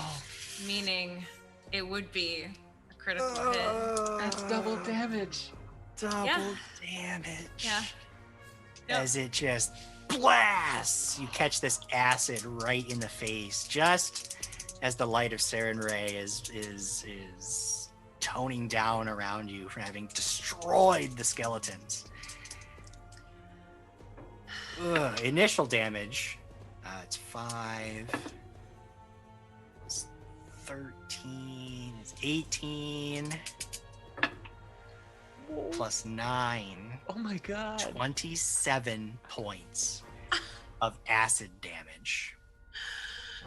You feel like the skin, like your whole face feels like it's on fire and it's dripping down, getting into your clothes. You just feel like all of your skin is melting off of your body. And it clings to you. You'll be taking 1d6 points of persistent acid damage, which means at the end of each of your turns, you will continue to take damage. Okay. Until you can end this effect. But I stepped, and I cast a 2-action spell. So that is all I can do. It would be my skeleton's turns, but they have been cruelly destroyed. So we move to Ingot. Ingot, you recognize exactly what this guy did, and as it strikes Waverly, you can see like that was bad news. You know how dire this is. Waverly, you didn't move too far forward, right? Into the room? I don't think I've moved. Okay. Now she used all 3 actions to cast that spell in a burst, so she stayed right where she was. Got it. Ingot is going to take 1 action to move to protect Waverly, move in front. Sure. And he's going to raise his cantrip shield. Okay. And he's going to turn around.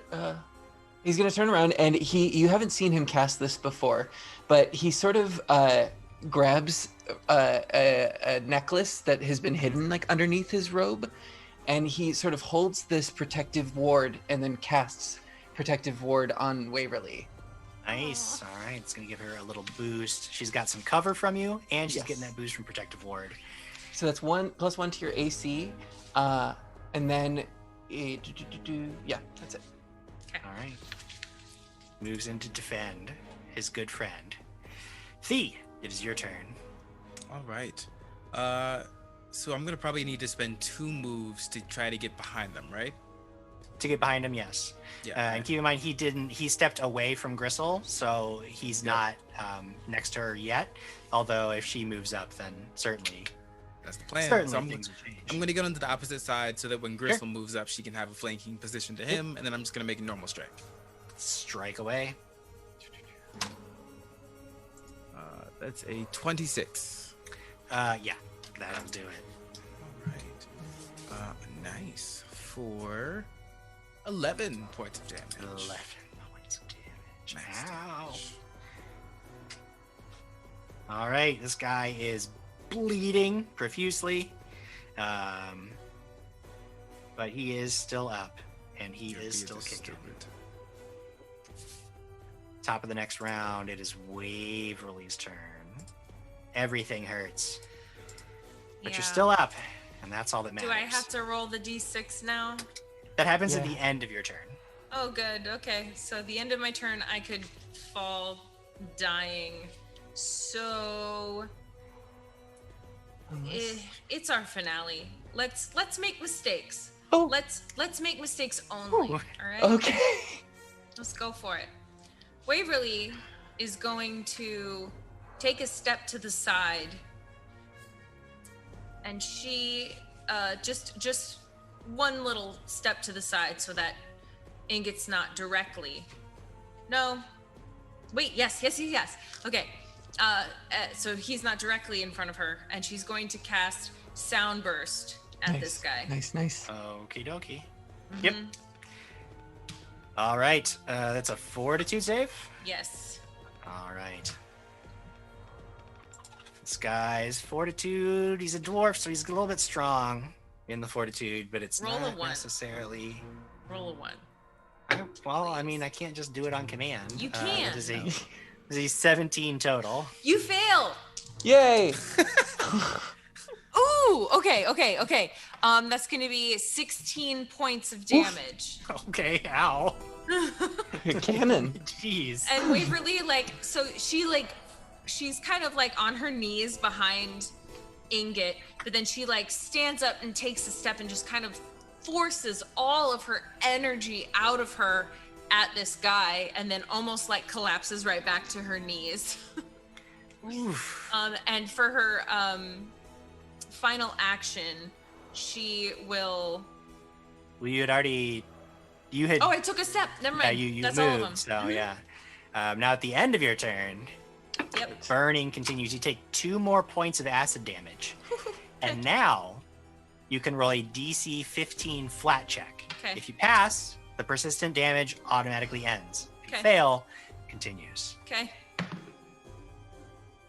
You're not gonna believe it. I already don't. You're not gonna. You can't see it. It's a What 16 Jim Jam. Yay! Yay! Oh, it The moved. 16! burning sensation subsides, and you will no longer be taking persistent acid damage. I'm Done it. so. How many hit points do you have? injured. 3. 3 hit points. Oh, that's bad news. Very I choose injured. violence today. It is Gristle's turn. Yeah, so do I have to step to me next to him again? Did he get me? You would step up, and then you would Okay. be he would be flanking. Alright. So because Thee moved up, so he's gonna be. He best not step again. I step 1, and then I use my 2 actions to do power attack. So here we go. Okay, that is a 15 to hit. I don't think it hits. 15? Yeah, not quite. Even with the flanking, there is this sort of like shimmering barrier around him. And as you swing down, he looks almost like dazed from this blast of sound and doesn't even seem to be able to get out of the way. But still, there's this crack of energy as your blade finds some unseen force and gets deflected away. I hate magic. It's lame. That's my turn. That's it. We move now to this guy's turn. Boy, is he in a pickle. What is he going to do? Was there an additional effect to the sound burst for failing? Or was it just the damage? Only if you critically failed. Let me Only double if I check. Failure is the creature takes full damage and is deafened for 1 round. Okay. So there you go. You're deafened. All right, deafened. Yikes. Yikes. I don't know that I have many options here. I will attempt to cast another spell, I guess. This guy's mean. Doesn't like what's happening. He sees death coming. He knows it's completely unavoidable. So he decides he's going to go down swinging. Bring it, Jim Jam. Using all 3 of my actions, this guy begins to summon this ghastly green light that suffuses the room in towards his hands. As it does, 3 darts appear over his left hand, and with the fingers of his right hand, he just sort of splays them out towards Waverly and Gristle. These magic missiles go flying forth. 1 of them will strike Waverly. 2 of them will strike Gristle. Automatically. Auto hits.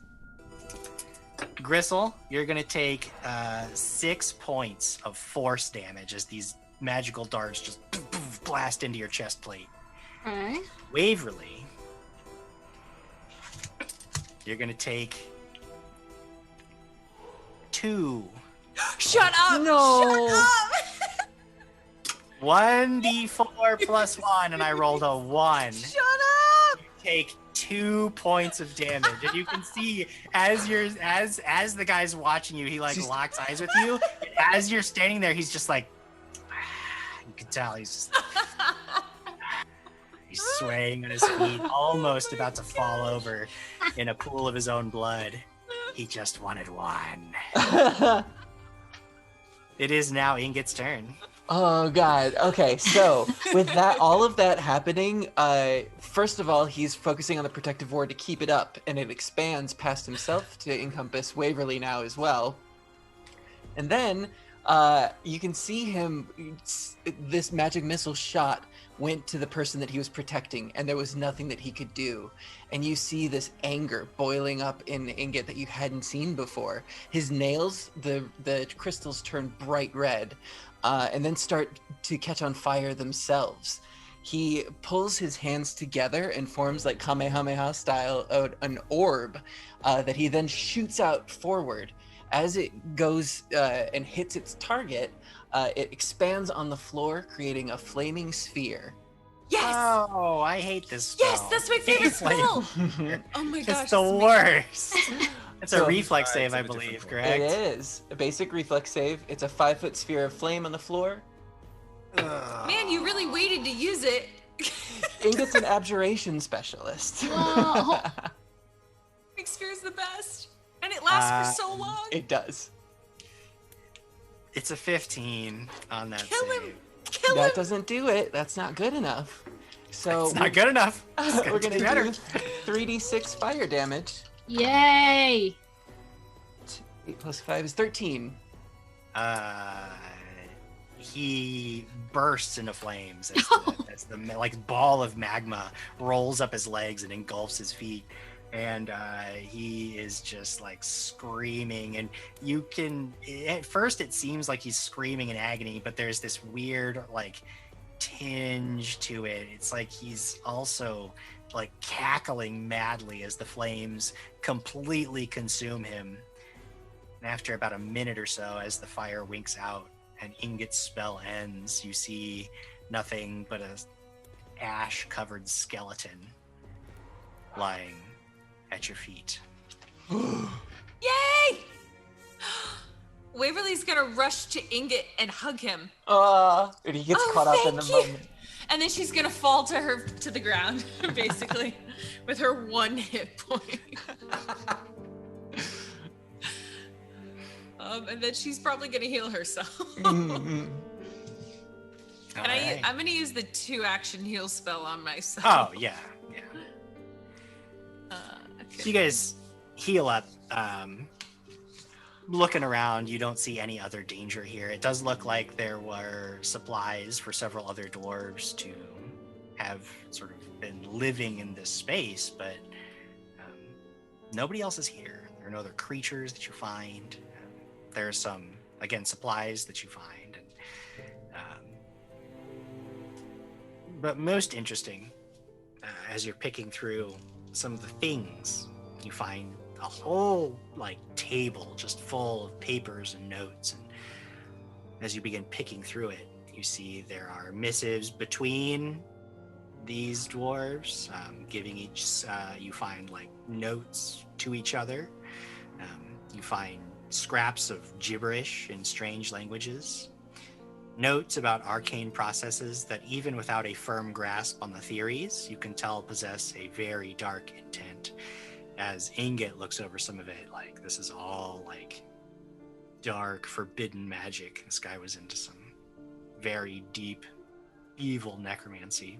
Maybe we pocket it for later, just later. Just for study, just to study it. Yeah, see what's going on. You do find a letter marked with a broken seal that you recognize to be a simplified version of the symbol of Lamashtu. Noting this, and you pull it from the stack of papers and you read it. It says, "We've heard much about your commercial plans, but little in how these benefit the mother. Some begin to suspect your loyalties are stronger to your pocketbooks than our cause. We didn't entrust the destruction of Otari's trade so that you could wipe out competition. We entrusted you with the task to bring ruin. Remember your purpose, or you'll soon find that the sons and daughters of Lamashtu have no use for you at all." And then scrawled a little bit underneath that, it says, "Well, that's not quite true. The trolls can always use feeding," which is underlined several times in red ink. That is all you find. What do you guys do? Do you think there's more than one of these guys, or was that like the big one? Judging by the magic that was performed, this would be enough to summon some creatures and perform the things we saw. And he did say my brothers. Waverly, you looking at again, half the room had sort of been sort of the shrine, and you can see that Indeed, the circles drawn and runes drawn in the stone would very much support the summoning of creatures. However, you note that the magic that this dwarf was using, Ingot, you have a pretty good grasp on what this guy was doing. He was doing some pretty arcane wizardry stuff. But this altar would have been used by a priest of Lamashtu to summon. You recall that one of the dwarves that you fought back in the lumber camp was a divine caster. It was very likely the source of those hellhounds that were plaguing the region.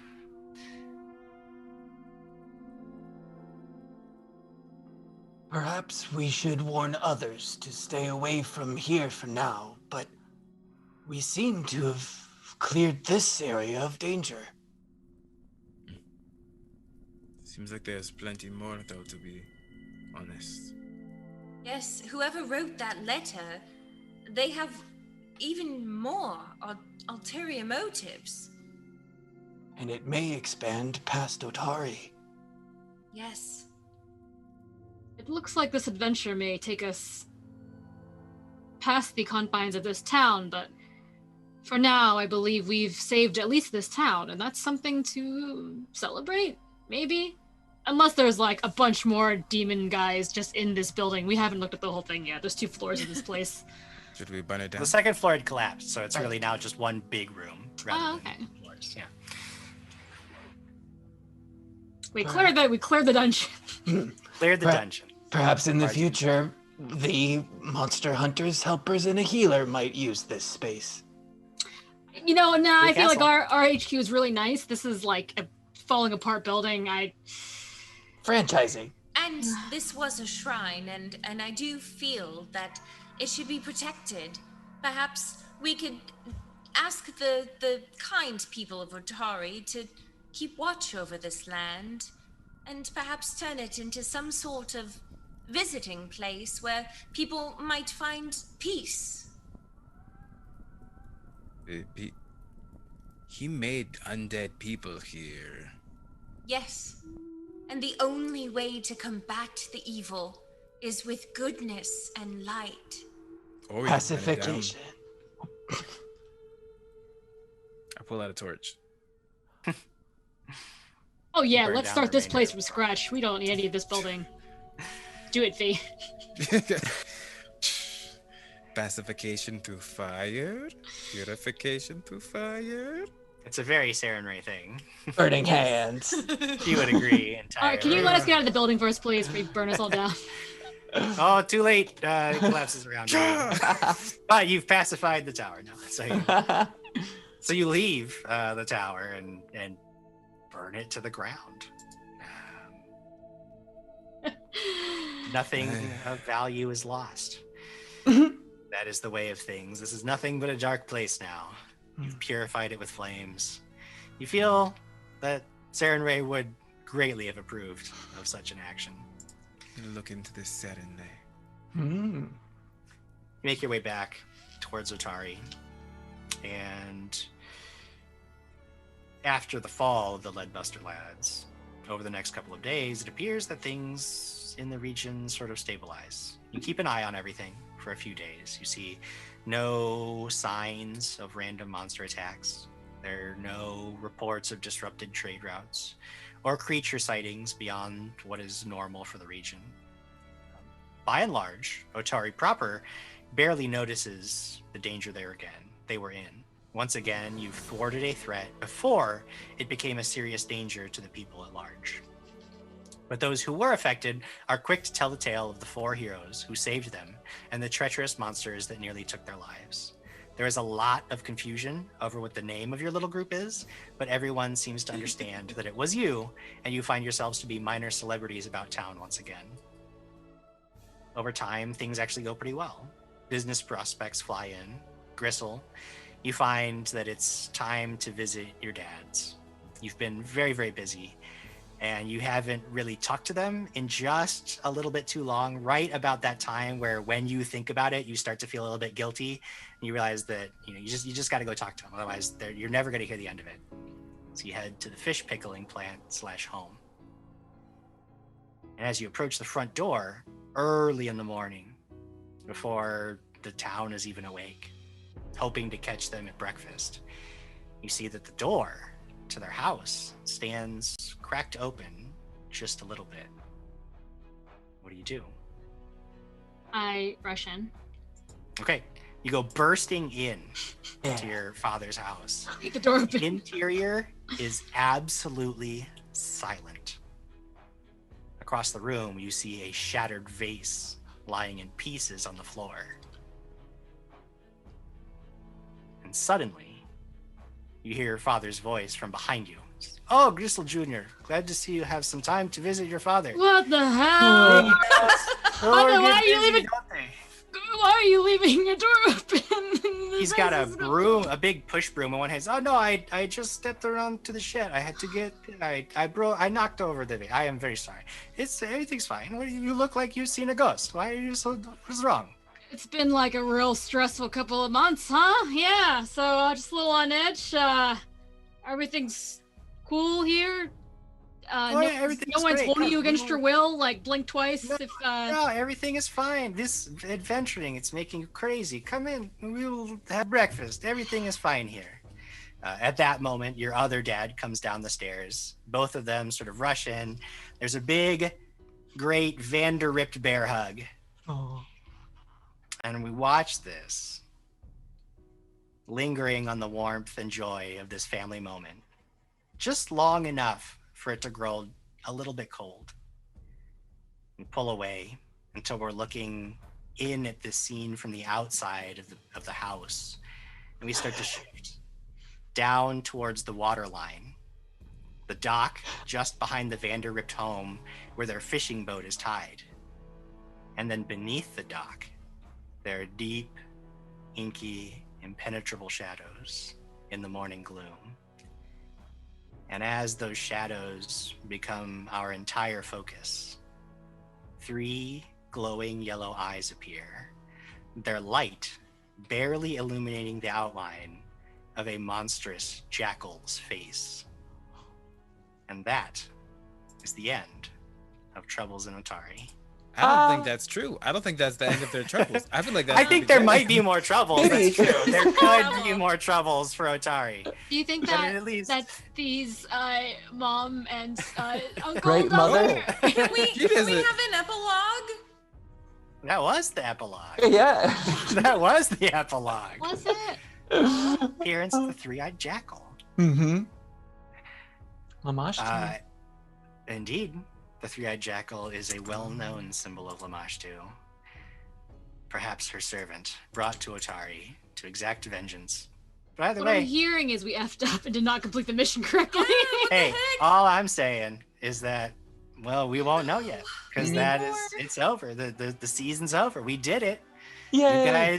You guys won. I guess you defeated the whole cult. That there's no more issues because the season's over. Your Twitter name makes sense. There